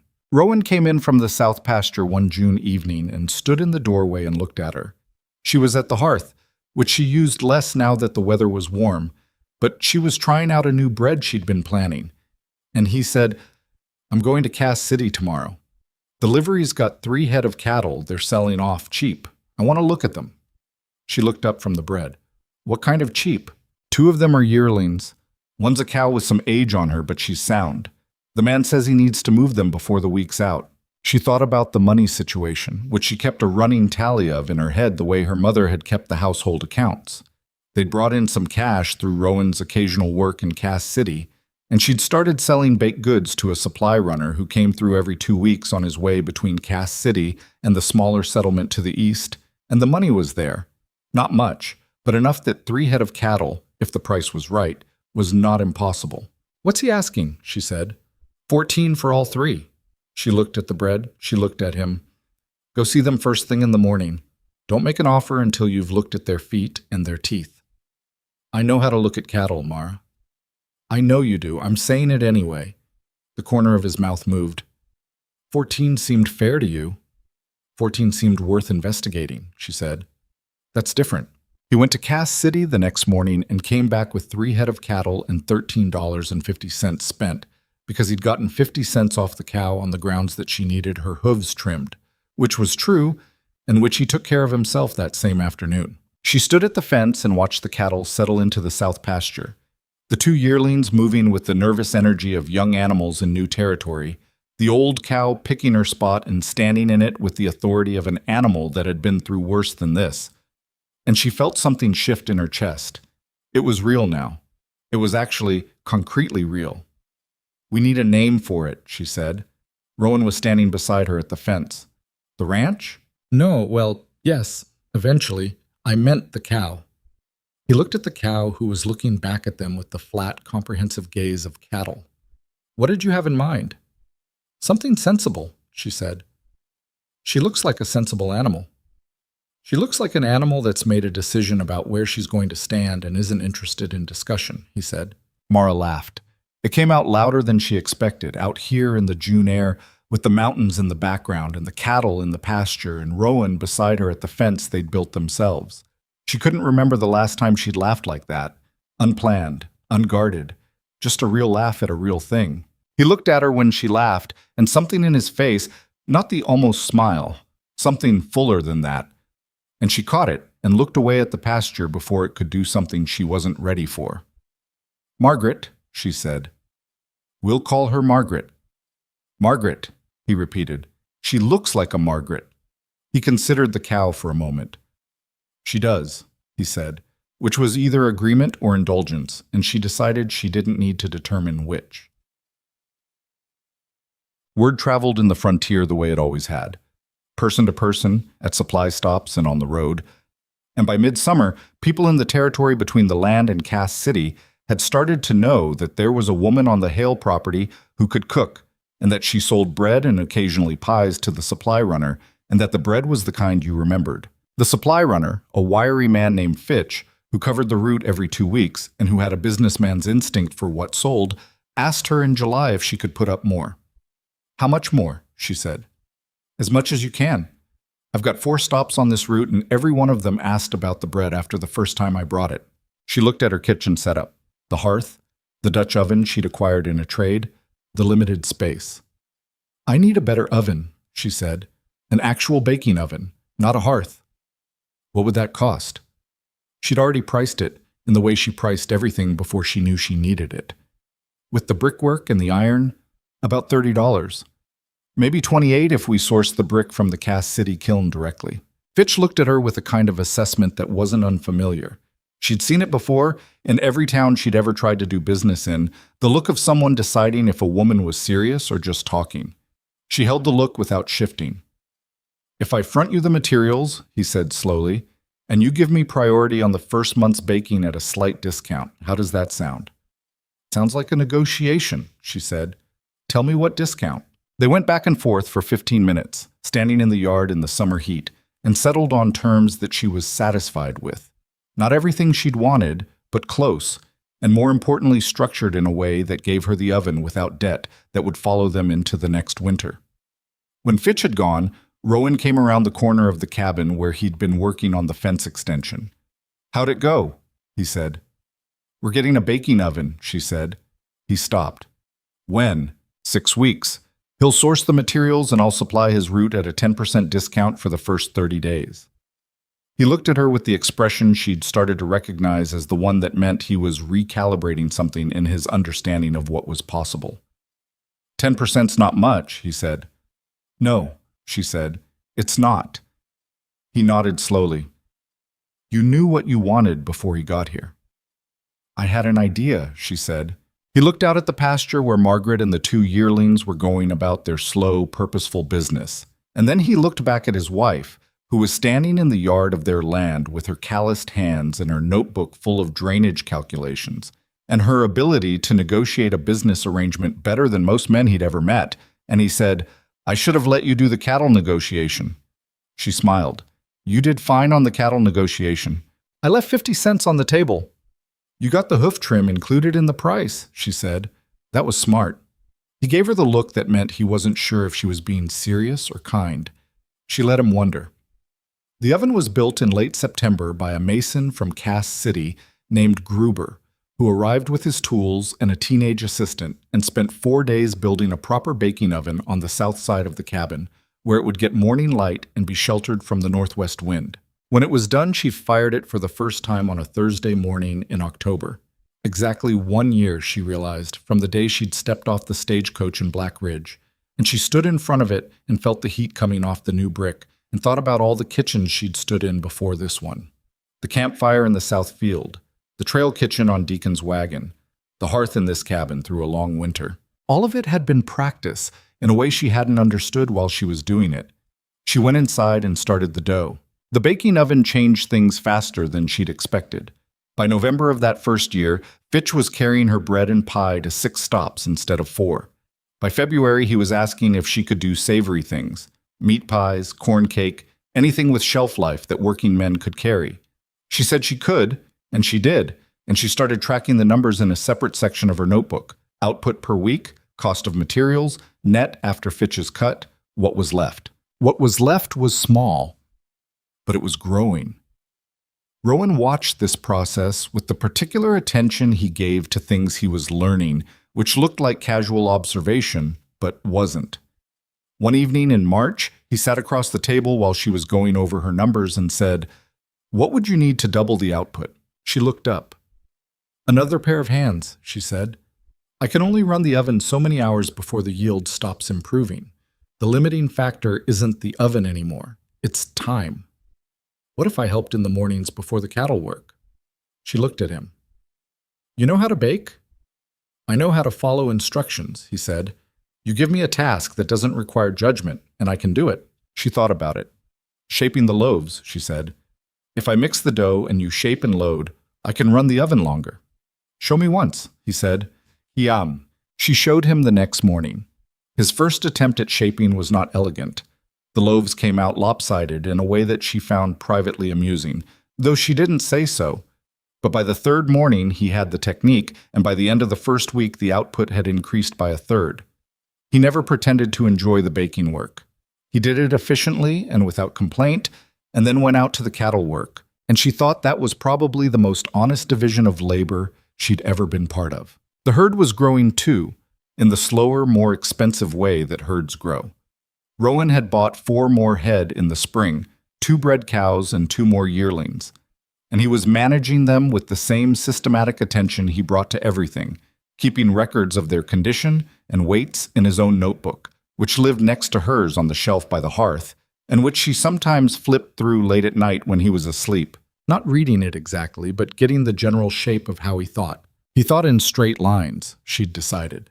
She thought in networks. When he looked at a problem, he saw the direct route between where he was and where he needed to be. When she looked at a problem, she saw all the things connected to it and all the ways those connections could be used.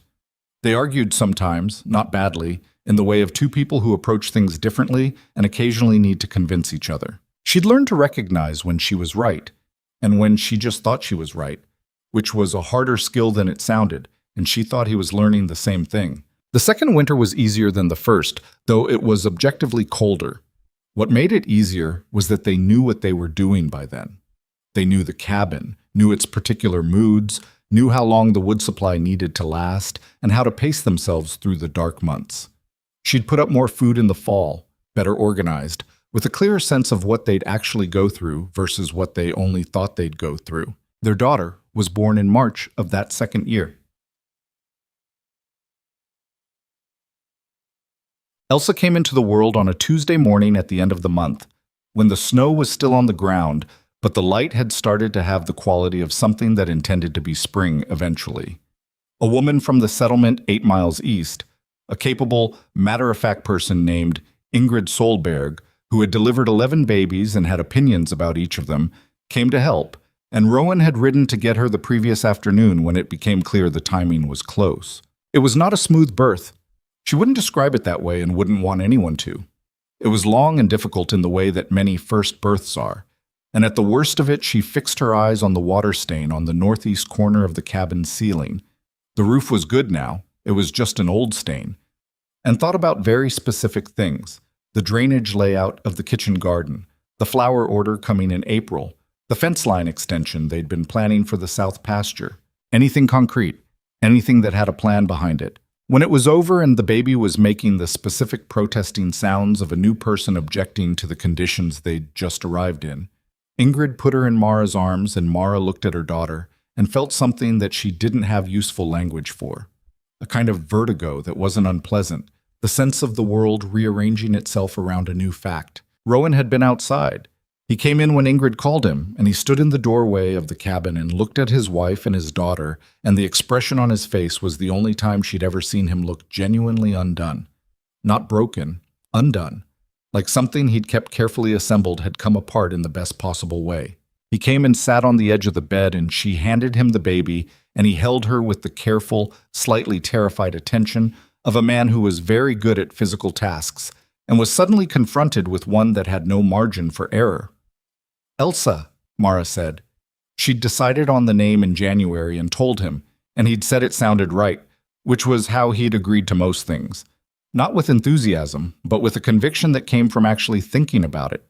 "Elsa," he said, looking down at her. The baby opened her eyes.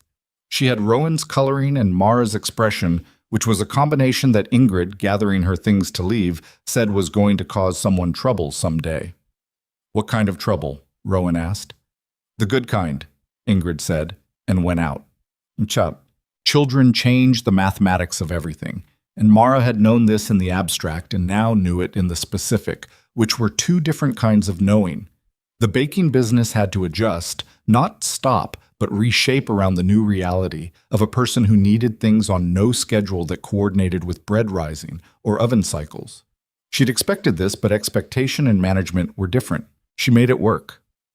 She was tired in ways she hadn't been tired before. A deep structural tired that lived in her bones. But she'd been tired before, and she knew it didn't last, or rather that it shifted into something more sustainable. She kept the output going, reduced by a third initially, and then built back up as she found the rhythms that were possible now. Rowan did more of the morning oven work without being asked. She noticed this and didn't comment on it, because commenting on it would have made it something it wasn't supposed to be. It was just him paying attention and responding, which was how they operated. The business, in spite of everything, kept growing. Fitch brought her a request in the summer after Elsa was born. A settlement was being established 40 miles northeast near a timber operation, and the men there were living on camp food and miserable about it. Would she consider a larger regular order? Prepared food, not just bread. Stew, bean dishes, the kind of thing that could be transported in sealed tins or heavy cloth and reheated. She looked at the request. She looked at her kitchen, which was already working at close to full capacity. She looked at her daughter, who was on a blanket on the floor investigating her own hands with the absorbed concentration of someone conducting research. She told Fitch she'd think about it. That evening, she put the numbers on paper and showed them to Rowan. What it would cost to expand, what they'd need, what the return looked like at the order size Fitch was describing. Rowan looked at the paper for a long time. "This would mean building on," he said, "adding a proper kitchen space." "Yes. That's 2 months of construction, minimum." "I know. Where does that money come from?" She had the answer ready because she'd been building toward this conversation for 3 weeks. "Fitch will advance on the contract. He did it before with the oven. He makes money when I make money, and he knows it." Rowan was quiet. He looked at the numbers again. She watched him and let him think, because pushing him when he was thinking was the one reliable way to make him dig in, and she knew better. "The cattle operation's not there yet," he said finally. "If this goes wrong and the food business takes a hit, I know where we'd be," she said. "I'm not asking you to be comfortable with the risk. I'm asking you to look at what I think the actual risk is." He looked at her. "Fitch has 8 stops now," she said. "Every one of them has asked for more. The timber settlement is 40 men who currently have no other option for prepared food. The risk isn't whether there's a market. The risk is whether I can produce reliably at that scale, and I've been running numbers on that for a month." "And?" "I can," she said, "if we build the kitchen." He picked up the paper again, put it down, picked up his coffee cup. She waited. "Talk to Fitch about the advance terms first," he said, "before we commit to anything." "Of course," she said. She talked to Fitch the following week and had the advance terms agreed in the same conversation, which she then brought back to Rowan, and 3 days later he said they'd do it, and she noted that he didn't add a qualifier, which meant he'd actually decided rather than just deciding to stop arguing. The kitchen addition was built over the summer by a carpenter named Doss from Cass City and one of his men, with Rowan doing the framing work alongside them to reduce the labor cost.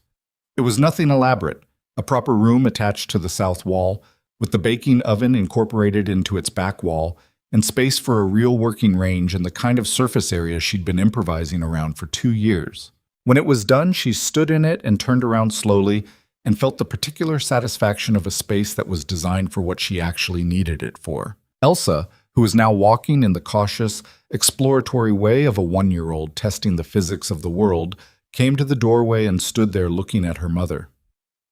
"Kitchen?" Mara said, gesturing at the room. Elsa looked at the room and then back at her mother with an expression that suggested she was reserving judgment. But the trouble came in the 3rd year, which was when things had started to feel, if not easy, then at least like they were working. And trouble in the frontier had the habit of arriving when you'd started to believe you might have gotten past the worst of it. It started with the land title. A man named Cedric Voss arrived at their property on a September afternoon, riding a good horse and dressed well enough that he didn't look like he belonged on a working ranch visit, which should have been the first signal.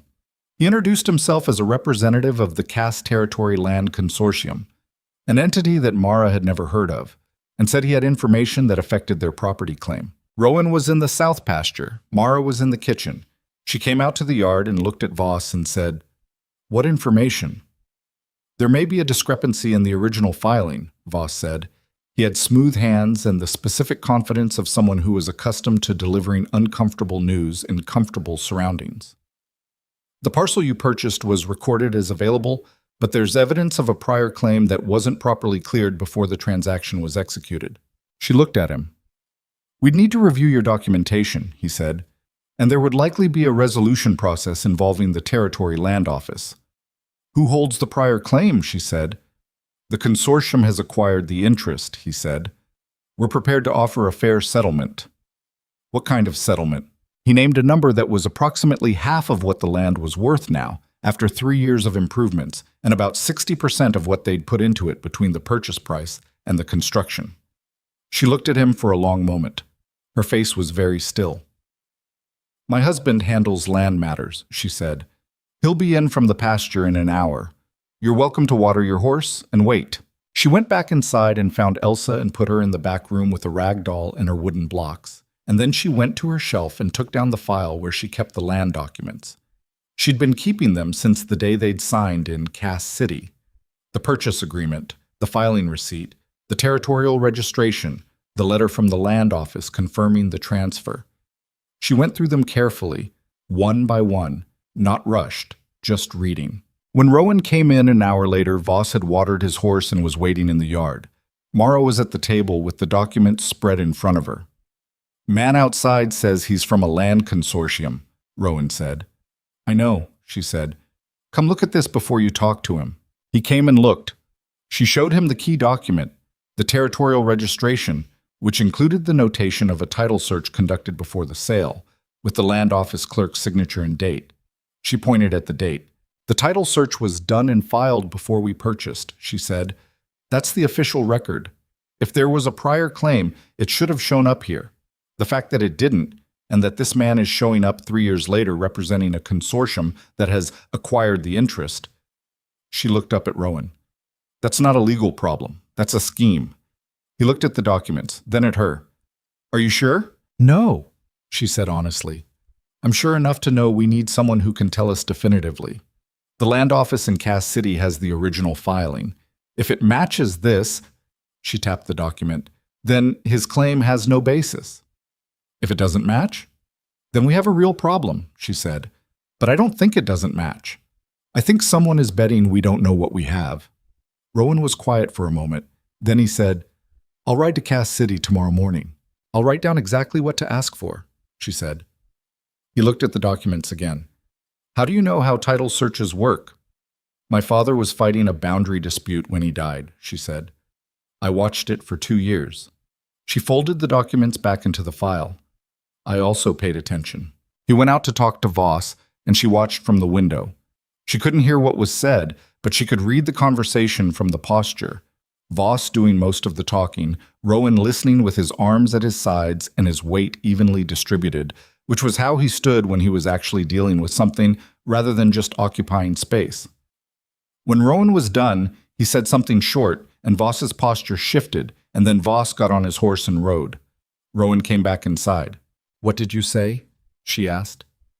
"I told him we'd have an answer from the land office within the week, and that until then there was nothing to discuss." "Good," she said. "He didn't like it?"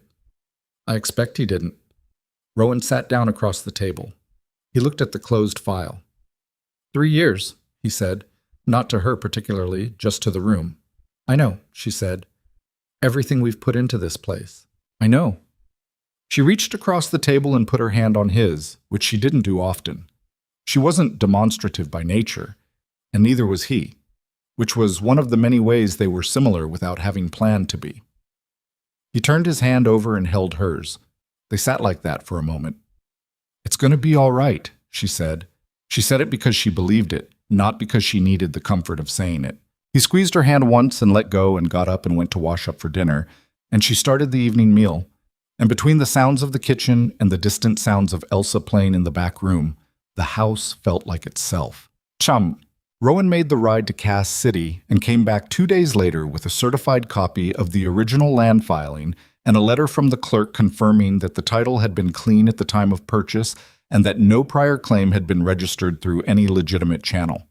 He'd also, on his own initiative, stopped at the office of a lawyer named Prentice who operated in Cass City, and Prentice had looked at what Rowan brought him and told him that the consortium's claim had no legal standing and that if they pushed it further, they'd be pushing it against a documented record that would not go in their favor. He charged $4 for the consultation, which stung, but was worth it.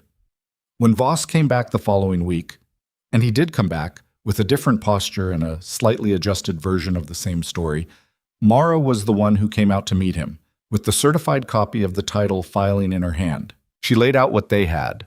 She was precise, and she was calm, and she watched Voss's face as she went through it, and she could see the exact moment he understood that the people he'd chosen had the documentation and had consulted someone who knew what it meant.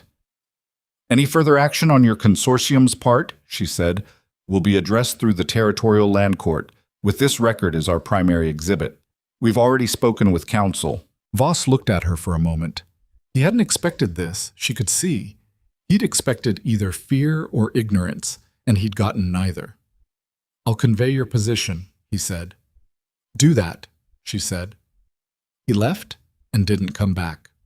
Rowan was standing behind her when she turned around. "Well," he said. "Well," she said, "you were better at that than I would have been." "You got the documents," she said. "That was the hard part." "That was the writing part," he said. "Different skill." She went back inside and finished the bread she'd had rising, and the crisis, which had lasted 2 weeks and had cost them $4 and a significant quantity of sleep, was over. She didn't think about what it would have meant if the documents hadn't been clean, because they had been, and working yourself into a state over an outcome that hadn't happened was one of the least productive things you could do with your time. She'd learned that from her father, by watching what happened when he did the opposite. Teen. Elsa turned 2 and then 3 and was a child who observed everything with the same intensity her parents brought to the world, which made her quiet in some settings and startlingly direct in others. She had opinions about the kitchen work and expressed them. She had opinions about the cattle, which she conveyed by standing at the fence and staring at them.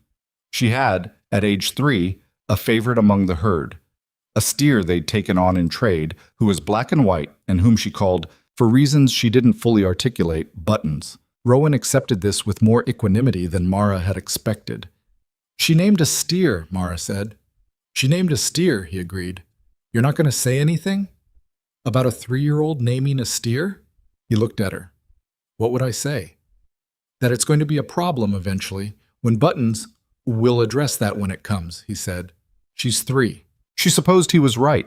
She was not always right about the things she worried about in advance, which was one of the more humbling lessons the years had been teaching her. The second child, a boy they named Thomas, arrived in the 5th year, easier than Elsa had been, in the way of second bursts that decide to cooperate. He came out looking like Mara's side of the family, stocky and suspicious, and Rowan held him in the cabin while Mara rested and Elsa stood at the door of the room and examined her brother with the expression of someone taking careful notes. "He's small," Elsa said. "He'll get bigger," Rowan said. "Is he staying?"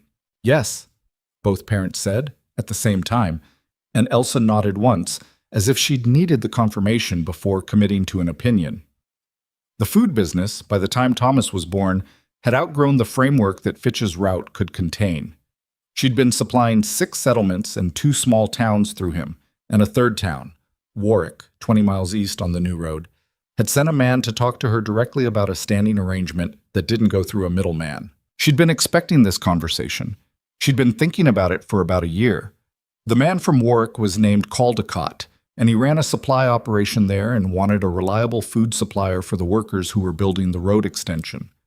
40 men, 3 meals a day, 6 days a week. It was a larger operation than anything she'd attempted, and it would require not just her kitchen, but something closer to an actual production facility. She told Caldecott she'd give him an answer in 2 weeks, and when he left, she sat down with her notebook and started calculating. Rowan came in from the cattle work at evening and found her at the table with paper spread in every direction. "How much does he want?" Rowan said, reading the situation accurately. 40 men, 3 meals a day, 6 days. He was quiet for a moment. "That's not the kitchen." "No," she said. "That's a different operation." "Where?" She looked up. "In Warwick. It would need to be in Warwick to be practical. The transport costs otherwise eat the margin." He sat down across from her. She could see him working through what this meant. Not the money, which he understood, but the other things. "You'd need to be there some of the time," he said. "More than some," she said. "How much more?" She looked at him. "I don't know yet. I'm trying to figure out if it's even workable." She set down her pencil. "I'm not going to agree to something that takes me away from here most of the time if the ranch still needs what it needs. That's not a calculation I'm ignoring." He looked at the papers. He looked at her. "The cattle operation's stable," he said. "I can manage it. We could hire help for the heavy seasons." He paused. "Is this what you want?" She'd been asking herself the same question, and she didn't have a simple answer. "I want to build something that lasts," she said. "The ranch is one thing. This would be another thing. 2 things is not the same as 1, and I know that. But I've been cooking for other people since I was 19 years old and watching somebody else run the money," she said. "I want to run the money." He looked at her for a long moment. Then he picked up one of the pages of calculations and looked at the numbers. "Your margin on the Warwick contract at the volume he's talking about," he said. "Better than anything I'm doing now," she said. "By a significant amount if the food costs stay where I think they'll stay." He set the page down. "You've already run this twice," he said. It wasn't a question. 3 times, she said. He almost smiled. "Of course you have." He looked at the table, the papers, his wife across from them. "Take the meeting in Warwick. See the space. Then decide." She went to Warwick the following week and saw the space and came back and told Caldecott she'd take the contract, and she told Rowan she'd taken the contract, and they spent 2 evenings reworking the household arrangements so that what needed to be covered was covered. It was not seamless. It was not easy. There were weeks in that first Warwick year when she was exhausted in ways that were not productive or romantic, just depleting, and when she came home on Friday evenings and sat at her own kitchen table and couldn't quite summon the energy to be the version of herself she wanted to be.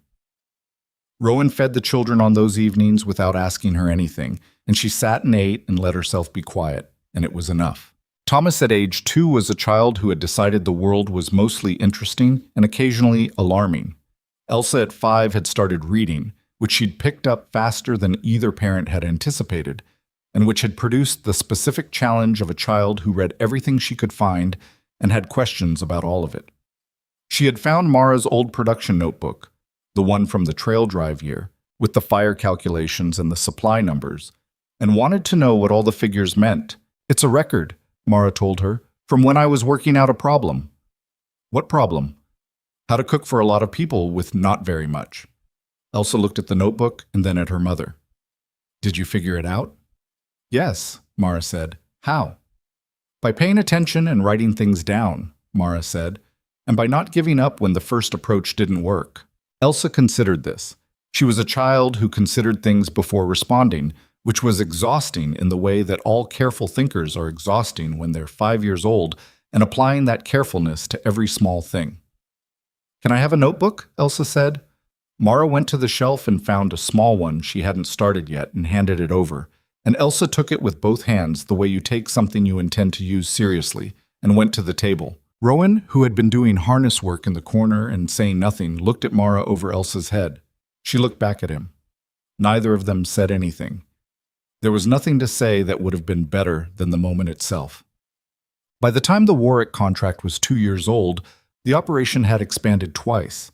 She'd hired 2 women from the settlement east of them, a widow named Pearl, who was a solid, fast worker with good instincts, and Pearl's niece, a 17-year-old named Delia, who was less experienced but quick to learn, and who had the organizational instinct that made a kitchen run rather than just produce. Mara had hired them with the same directness that Deacon had hired her, 8 years ago now, in that Southfield camp in Black Ridge. "Here's what the work is. Here's what it pays. Here's what I expect." Delia had reminded her, unexpectedly, of herself. Not in personality. Delia was louder, more expressive, quicker to laugh, but in the particular quality of wanting to be useful and not knowing yet that she was going to be very good at it. Mara had told her once, when the girl was down on herself about a mistake she'd made in a large order, "You're going to be fine. You're going to be more than fine. The mistake you made today, you won't make again." "How do you know?" Delia had asked. "Because I've watched how you work," Mara said. "The mistake was about not having a system. You'll build a system. That's what you do." Delia had looked at her with the startled expression of someone who hadn't expected to be seen that clearly. Then she'd gone back to work. Rowan's herd had grown to 60 head by year 8, which put them in the category of a real cattle operation rather than a large farm. He'd hired on a young hand named Thomas, no relation to their son, who was good with cattle and better with horses, and who treated the work with the seriousness it required. The south pasture had been doubled by a land purchase the previous year, 40 additional acres from a neighbor who was moving his family back east, and Rowan had fenced it and was running the yearlings there through the summer months. They argued sometimes about money, about how fast to expand, about where to put resources when there wasn't enough for everything that needed it. She was more aggressive than he was, and he was more cautious than she was, and they'd learned over 8 years to use that difference rather than fight it. When she wanted to move fast, his caution made her sharpen her reasoning. When he wanted to hold back, her push made him re-examine whether the caution was wisdom or just fear of loss. It wasn't always comfortable, but it was honest. One evening in October, 8 Octobers from when she'd stepped off that stagecoach in Black Ridge, she was standing outside the kitchen addition at the end of a long day, looking at the property in the evening light. The cabin had been expanded twice, so it was really a house now, with 3 bedrooms and a proper front porch that Rowan had built the previous summer. The baking oven was in the kitchen addition where it had always been. The fences were solid and straight. The cattle were in the pasture below the ridge, moving in their slow, purposeful way. Rowan came out and stood next to her. "Good day?" he said. It was not a question he asked every evening, which meant when he asked it, he was actually asking. "Productive," she said. "Delia ran the Warwick order without me this morning. Did well." "You trust her with it?" "More every week," she said. He was quiet, looking at the property. "Tomas says the yearlings in the south pasture are coming in heavy. Better than last year's." "That's the new grass." "That's the new grass," he agreed. They stood in the October evening, the 2 of them, and the light was the same low October gold it had been the first time she'd seen this land, up on the ridge, looking down at a fence that was mostly fallen and a cabin that leaked in the northwest corner. She'd thought about what was possible then. She'd made herself think about it honestly, not romantically, and she'd said yes anyway. She was glad she'd said yes. She didn't say that out loud. She didn't need to. He was standing next to her and the land was in front of them, and 8 years of the work they'd done together was visible in every fence post and every head of cattle and every expansion of the house, and that was the saying of it, in the language that meant the most.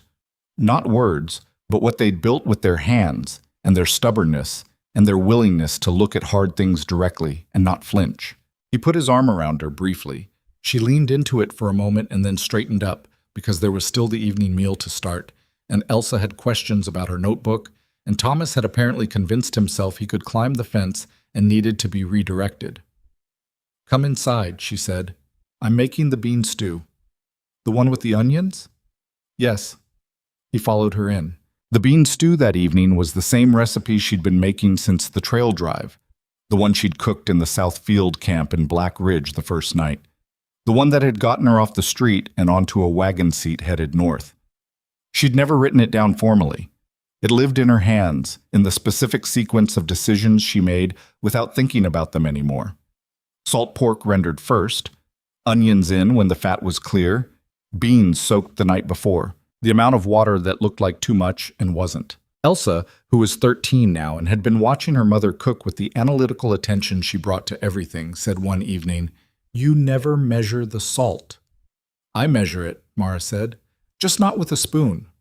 "How do you know if it's right?" "You taste it." "What if your taste is wrong?" Mara looked at her daughter.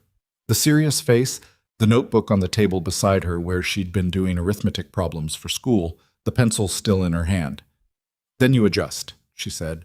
"That's the whole skill. Not getting it right the first time, knowing how to fix it when it isn't." Elsa wrote something in the notebook. Mara didn't ask what. With Elsa, you let her process at her own pace, or you got a wall, which was a quality she'd gotten from both of her parents and had combined into something more formidable than either of the source materials. Thomas, 11 and constitutionally incapable of stillness, came through the kitchen in pursuit of something he didn't explain and disappeared out the back door. Rowan's voice followed him from the porch, something brief and corrective, and Thomas's footsteps slowed but didn't stop. It was an ordinary evening. It was exactly the kind of ordinary that Mara had once thought was lost to her, back in those Heller County months when the farm had gone and everything ordinary had gone with it. She hadn't known then that ordinary was something you could build. She'd thought it was something that happened to you or didn't. She'd been wrong about that. The thing about a life built piece by piece is that you don't always see the shape of it while you're building. You see the fence post you're setting, the dough you're shaping, the numbers on the page in front of you. The shape only becomes visible from a distance, and distance requires time, and time on the frontier was a thing you spent rather than accumulated. By the time Elsa was 16, the food operation that Mara had built had expanded to 3 contracts in 2 towns, employed 6 people not counting herself, and generated more consistent income than the ranch, which had itself grown to 110 head and was one of the most reputable operations in the territory. She and Rowan had stopped keeping their finances in separate mental columns years ago. It was all the same money, the same enterprise, the same bet they'd made on that ridge 10 years back. But she was aware, with the particular awareness of someone who had once had nothing, that what they'd built was not invulnerable. Things that looked solid could come apart. She'd watched it happen to her father. She'd watched it happen to other families in the territory. Good people, hard workers, people who'd done everything right and still lost because the frontier didn't grade on effort, it graded on outcomes. And outcomes had a way of being affected by things entirely outside your control. What you could control was how you'd set things up for when the bad thing came, whatever the bad thing turned out to be. This was not a pessimistic view. It was the view of someone who had been through enough to know that preparation and pessimism were different things. The bad thing, when it came, arrived in the form of a drought. The summer Elsa turned 17 was the driest summer anyone in the territory could clearly remember, and the people who made these judgments had been there long enough that their memories counted for something. The creek that had been Rowan's primary reason for choosing the land, the one that ran year-round, that he'd checked in summer and fall before they'd bought, dropped by midsummer to a trickle that had the cattle restless and the kitchen garden struggling. Rowan was up at the creek every morning by 5, checking the level with the patience of someone monitoring a patient's temperature. He didn't say much about it during those weeks, but she could read him well enough by now to know that the stillness he was carrying was not its usual kind. It was the stillness of someone holding something heavy and not wanting to put it down in front of anyone else. She let him carry it for 2 weeks. Then, on a July morning when the creek had dropped another 2 inches overnight, she set a cup of coffee on the fence post next to where he was standing and said, "Tell me what you're thinking." He looked at the creek. "If it drops another foot, we start losing cattle." "How many?" "The older ones first. Then the yearlings, if it keeps. He picked up the coffee. I've been looking at a secondary water source. There's a spring on the alderman property to the east. Old alderman died in the spring and his son doesn't want the land. I've been thinking about approaching him. What would that cost? The parcel with the spring is 30 acres. He'd probably take $45 for it. She thought about their reserves, not the working money, which was tight in summer before the fall contracts paid out, but the money she'd been putting aside for the past 3 years in the specific way she'd watched her mother do it, quietly, without announcing it, just steadily removing a portion of what came in before it could be spent. We have 60, she said. He looked at her. I've been setting aside, she said, since year 7. He was quiet for a moment. You didn't tell me. I told you I was setting aside for contingencies. You said that was sensible. I didn't know you had that much. You didn't ask specifically, she said. And it's contingency money. This is a contingency. He turned back to look at the creek. She could see him recalibrating the way he did when new information changed the picture. I'll ride to the alderman boy tomorrow, he said. Take 45 as your ceiling, she said. If he wants more than that, come back and we'll think about it. He'll take 40, Rowan said. He wants it gone. He's been trying to sell it since April. Then take 40 and use the other 5 for the pipe work to get the water down to the pasture. He picked up the coffee cup and drained it and handed it back to her and said, You know I was going to get there myself. I know, she said. I just got there first. The corner of his mouth moved. You always get there first. Not always, she said. Just usually. He bought the alderman parcel for $38. The son had been more motivated than even Rowan had expected, and spent 3 weeks in August running pipe from the spring to the south pasture with Tomas and a second hand they'd brought on for the season. It was brutal work in the heat, manual and relentless. And Rowan came in every evening with the specific exhaustion of someone who had spent the day doing hard physical labor in bad conditions, and who was going to do the same thing again tomorrow. She fed him well. She kept the coffee going.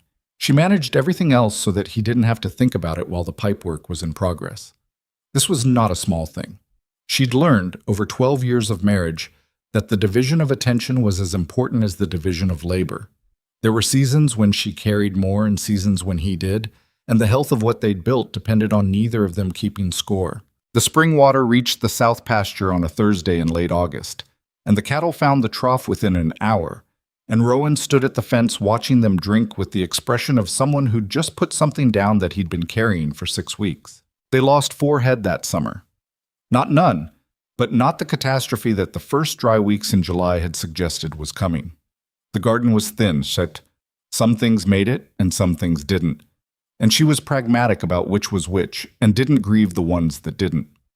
In the fall, the contracts paid out and the reserves were rebuilt, slowly, the way reserves always rebuild.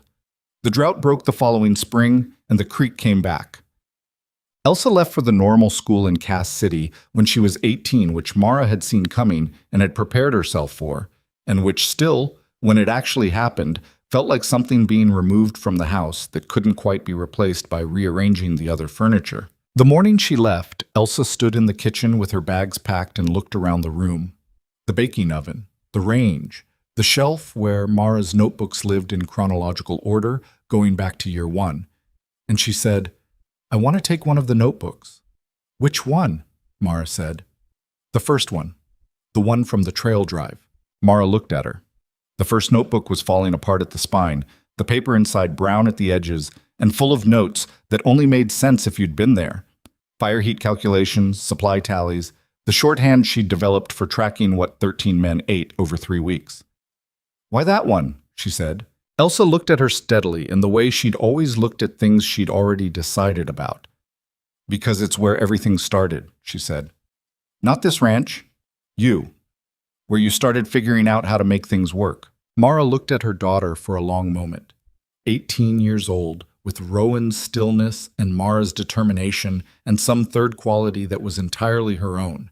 A precise, unsentimental kind of care that she extended to the things and people she decided were worth caring about, and a clear-eyed refusal to extend it to the things she decided weren't. Take it, Mara said. Elsa took it.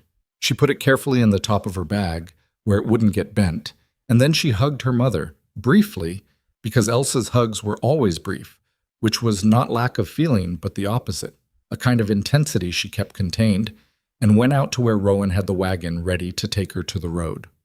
Mara stood in the kitchen and listened to the wagon pull away, and then went back to the range and finished what she'd been doing. Thomas, who was 16 and had been watching the departure from the porch with the expression of someone trying to decide how to feel about it, came in and said, "She took a notebook." "She did," Mara said. "The old one." "Yes." He was quiet for a moment. He was built like Rowan, the same lean economy of movement, the same quality of actually being somewhere rather than just occupying it. But he had her restlessness, her need to understand the whole picture before she could be comfortable with any part of it. "Why'd she want the old one?" "She said it was where things started." Thomas turned that over. "Is she right?" Mara thought about it honestly. "Partly," she said. "Things started before that, but that's where I first started writing them down, so maybe it's the same thing." He nodded, in the way of a teenager filing something away for later, and went back outside, and she was alone in the kitchen in the particular quiet of a house that had just changed shape, and she let herself feel that for a few minutes before she got on with the day. Rowan's back gave him trouble starting in his 50s, which was the body's accounting for 30 years of cattle work. It wasn't debilitating, he was too stubborn to let it be, but it changed the pace of things, required him to work differently than he'd worked before, to delegate more and lift less, and think his way around problems that he'd previously thought his way through. He didn't accept this easily. She watched him fight it for about a year, pushing through when he should have stopped, refusing to admit limitation in the specific way of a person who had built their identity partly on what their body could do. She said things about it twice, and both times he received it with the expression of someone who heard what was being said and disagreed. So she stopped saying it directly and said it differently, by making sure Tomas was positioned for the heavier work, by arranging things so that the tasks requiring the most physical strain were addressed before Rowan got to them. He noticed. He didn't say anything for 2 months, and then one evening he said, "You've been managing around my back." "Yes," she said, "without telling me." "You knew," she said. "You just didn't want to discuss it." He was quiet. Then, "It's the right way to handle it." "I know," she said. "I don't like it." "I know that too," she said. "You don't have to like it." He looked at his hands, which were still the same careful hands she'd noticed across the table in the bunkhouse in Black Ridge, 20-some years ago now, though the knuckles were larger and the skin more weathered. "I thought I had more years of this kind of work in me," he said. "You have years of work in you," she said. "Different work. The thinking kind. The running an operation kind," she said, "which is harder if you do it right." He looked at her sidelong. "Are you telling me that managing a ranch from a desk is harder than working cattle? I'm telling you that the man who built this operation to what it is could run it with his eyes closed for another 20 years if he was willing to let other people do the physical parts." She paused. "Which is not the same as a desk." He was quiet for a long moment. Then, "Tomas is good enough to take the field operations." "He's been ready for 2 years," she said. "You've been training him for 2 years. That was the point." He looked at her. "You planned for this." "I planned for everything," she said. "You know that." He made a sound that might have been a laugh and might have been a sigh, and was probably both. "You drive me crazy," he said, but he said it the way he said most things of that kind, with the texture of something he'd decided was true a long time ago and had made his peace with. "I know," she said. "Eat your dinner." Thomas took over the day-to-day ranch operations at 22, which was young, but he had grown up watching both of his parents run things and had absorbed more than either of them had explicitly taught him. He made mistakes in his first year, different mistakes than Rowan had made, which was the right kind of difference, and he fixed them with the practical, unsentimental efficiency that was the family way. He married a woman named Cora at 24, a school teacher's daughter from Cass City, who had a wry humor and a tolerance for hard work that Mara recognized as necessary, and they built a house on the east parcel, on land that had originally been the Alderman Spring parcel, which had now been incorporated into the full Hale operation. Elsa came back from normal school with a teaching certificate and an additional 2 years of study in accounting that she'd undertaken on her own initiative, without telling anyone she was doing it until it was done. She returned to the territory and set up a small accounting practice in Warwick, which became less small over the course of 3 years as the town grew, and the need for someone who understood numbers and could be trusted with them became increasingly clear. She brought her mother's first notebook back with her when she came home for the first winter visit after establishing herself and set it on the kitchen shelf where it had always been. "You're giving it back?" Mara said. "I borrowed it," Elsa said. "I said I wanted to take it. I didn't say I was keeping it." "There's a difference?" "To me, there is," Elsa said, with the precision that had been characteristic of her since age 3. The notebook went back to its place on the shelf between the second one and the supply ledger from year 4, and there it stayed. The woman from Caldwell's restaurant in Black Ridge came to see her in the 23rd year. Mara had not expected this. She hadn't thought about Caldwell's in a long time. It appeared in her memory occasionally, the narrow dining room, the oilcloth tables, the woman with the hard jaw who'd told her she couldn't take on someone with no references. She hadn't held it against her, not really. Not after the first few years. The woman had been running a business and making a business decision, and she hadn't been wrong about the facts of the situation. She'd just been wrong about what Mara Whitlock was going to do with those facts. The woman's name, Mara learned when she arrived, was Frances Caldwell, and she was in her 70s now, and she'd sold the restaurant a decade ago and was living with her daughter in Cass City, and she'd heard about the Hale operation through the kind of slow territorial grapevine that connected everything eventually. She came on a Tuesday in October, which was, though neither of them knew it, almost exactly 23 years to the month from when Mara had pushed open that restaurant door and asked for work. She sat in the kitchen of the Hale house, which was a real house now, 4 rooms and a front porch, and the baking oven still in the south addition where it had always been. And she drank the coffee Mara made and looked at the room around her. "I turned you away," she said. She said it without preamble, which Mara respected. "You did," Mara said. "I've thought about it since. More than once." The old woman turned her coffee cup in her hands. "I thought at the time I was being careful, practical." "You were," Mara said. "Given what you knew." Frances looked at her. "You're not angry." "I was a little, for a while," Mara said honestly. "Then I wasn't. You were protecting your business. I was a stranger with no references and no people, and you didn't know what I was capable of. Those were all real things. But you were capable of—" Frances gestured at the room, the house, the operation beyond it that was implicit in everything around them. "I didn't know that yet myself," Mara said. "Not for certain." Frances was quiet for a moment. "I should have taken the chance." "Maybe," Mara said. "But if you had, I wouldn't have gone to the South Field. I wouldn't have met the crew." She paused. "I wouldn't have ended up here." Frances looked at her with the careful attention of an old woman thinking through something that had taken a long time to become clear. "You're saying it worked out." "I'm saying it worked out the way it worked out," Mara said, "which required everything to happen exactly as it happened, including you saying no." She wasn't telling the woman what she wanted to hear. She'd thought about this enough, over the years, to mean it. The doors that had closed in Black Ridge had sent her to the South Field. The South Field had put her on Deacon's wagon.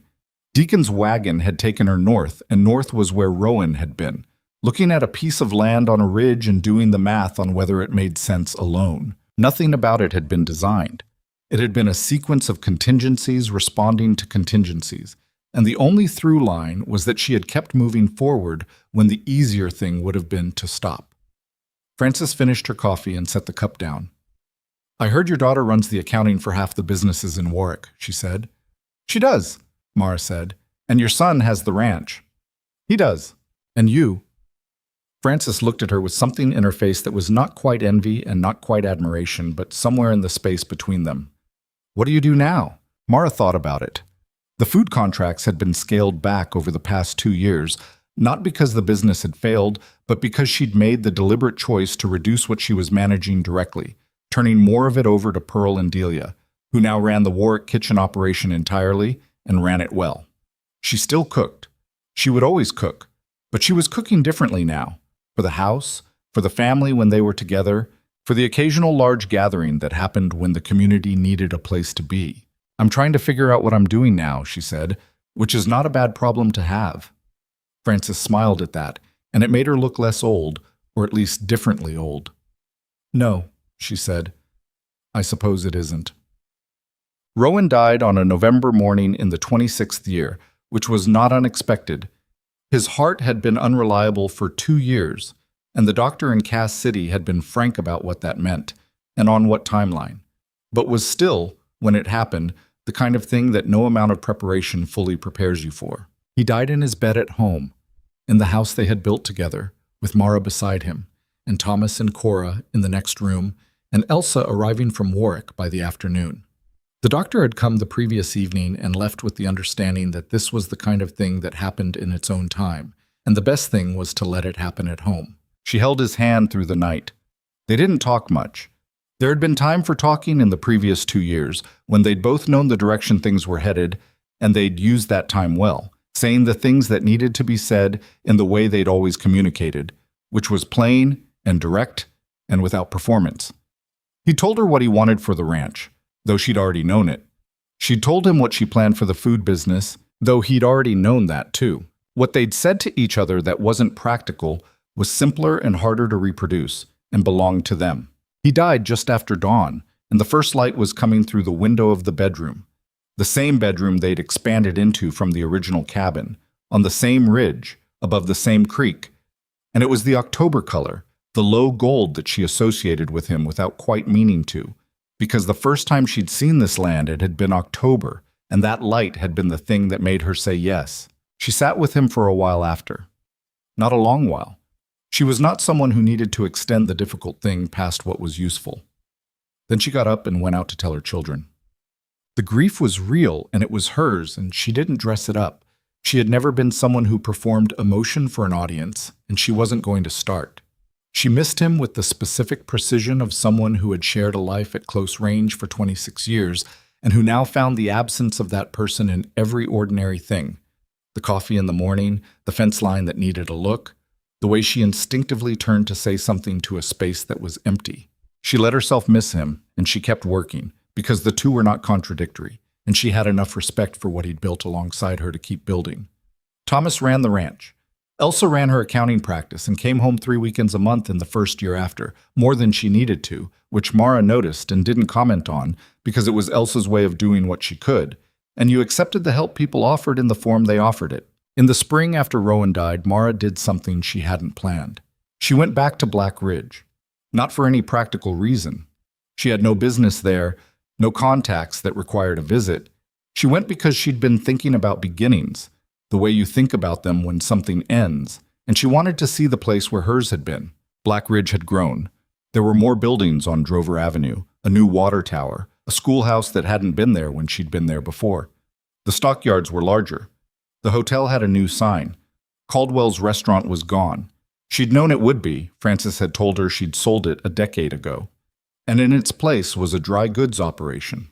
She stood on the sidewalk in front of it and looked at the window where the chalkboard menu had been. She thought about the woman she'd been when she'd pushed open that door. 24 years old, $3.42 in her coat pocket, the specific kind of calm that comes from having nothing left to lose. She'd been frightened, though she hadn't admitted it to herself at the time. She'd been more frightened than she'd known, and younger than she'd felt. She walked to the south end of town. The stockyards were still there. The south field beyond them was different. Some structures had gone up, a fence line that hadn't been there, but the general orientation was the same, and she could see where the camp had been, roughly, and where the bunkhouse shed had stood. She stood at the edge of what had been the camp and looked at the ground. She thought about the cook fire and the cast iron pan and the feeling of those 2 hours of cooking with everything she had. Not because she loved cooking, she did love it, but that wasn't the point. But because it was the only thing she had to offer, and she was going to offer it at full value or not at all. She thought about Deacon's face when he'd tasted the beef. She thought about Ned eating 4 biscuits and looking stunned by his own appetite. She thought about a man at the end of the table with still hands, watching her with the expression of someone trying to work something out. She stood there until she was done standing there, which took about as long as it needed to. And then she turned around and walked back to where her horse was tied at the rail on Drover Avenue. A woman came out of the dry goods store as she was untying the horse. She was maybe 30, with a child on her hip and the look of someone who was managing more than was comfortable. She glanced at Mara with the quick habitual inventory of a frontier woman, Assessing, not unfriendly, just practical. Mara nodded. The woman nodded back. You just passing through? The woman said. Not nosily, just the way people talked out here. I was here a long time ago, Mara said. I wanted to see it again. The woman looked down the street and back. Doesn't change much, she said. More than you think, Mara said. Less than you'd want. The woman considered that and seemed to find it acceptable. She went back inside. Mara rode north, Chagtan. The last piece of the story that matters, because there is always a last piece, though you don't always recognize it as such when it happens, came in the form of a conversation with her granddaughter. Thomas's oldest daughter, a girl named Ruth, who was 9 years old and who had Elsa's precision and Thomas's stubbornness and her grandmother's specific quality of seeing things directly, came to the kitchen one afternoon when Mara was baking. Can I watch? Ruth said. You can help, Mara said.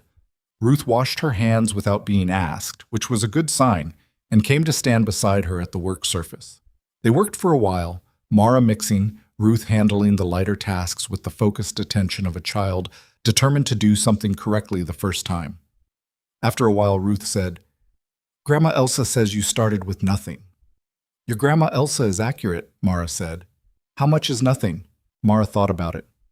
$3.42, she said, and a canvas bag with some clothes and a book of recipes. Ruth absorbed this. And now you have the ranch and the kitchen business and the spring parcel. Your father has the ranch now, Mara said. Your aunt has the kitchen business, mostly. I help. But you built it. We built it, Mara said. Your grandfather and I, together. Ruth was quiet for a moment, shaping a piece of dough with the earnest concentration of someone who had been shown once and was not going to ask to be shown again. What if it had gone wrong, she said, when you bet everything on that one dinner? Mara looked at her granddaughter, 9 years old and already asking the question that mattered. I don't know, she said honestly. I'd have had to figure something else out. But you were scared. Yes, Mara said. I was scared. Ruth shaped her piece of dough and set it on the pan. She looked at it critically, decided it was acceptable. Why did you do it if you were scared? Mara thought about how to answer that in a way that was true without being a lesson, because Ruth was the kind of child who resisted lessons delivered as lessons and absorbed them fine when they were delivered as facts. Because the alternative was giving up, she said, and I couldn't do that. Not because I was brave. I wasn't especially brave because giving up felt worse than being scared. Ruth considered this. That's different from what people usually say, she said. What do people usually say? That you were brave, that you weren't afraid. People are tidying up the story, Mara said. The real version is messier. Ruth looked at the row of dough pieces on the pan. Then she looked at her grandmother. I want the real version, she said. Mara looked back at her. The kitchen was warm and the light was coming through the south window, the way it had always come through the south window, and the baking oven was at temperature, and outside the land was doing what the land did. The creek running on the north side, the cattle in the south pasture, the fence line straight and solid all the way to the property edge. The real version, Mara said, is that I was 24 years old and I had lost everything, and I was standing on the street in a town that didn't want me.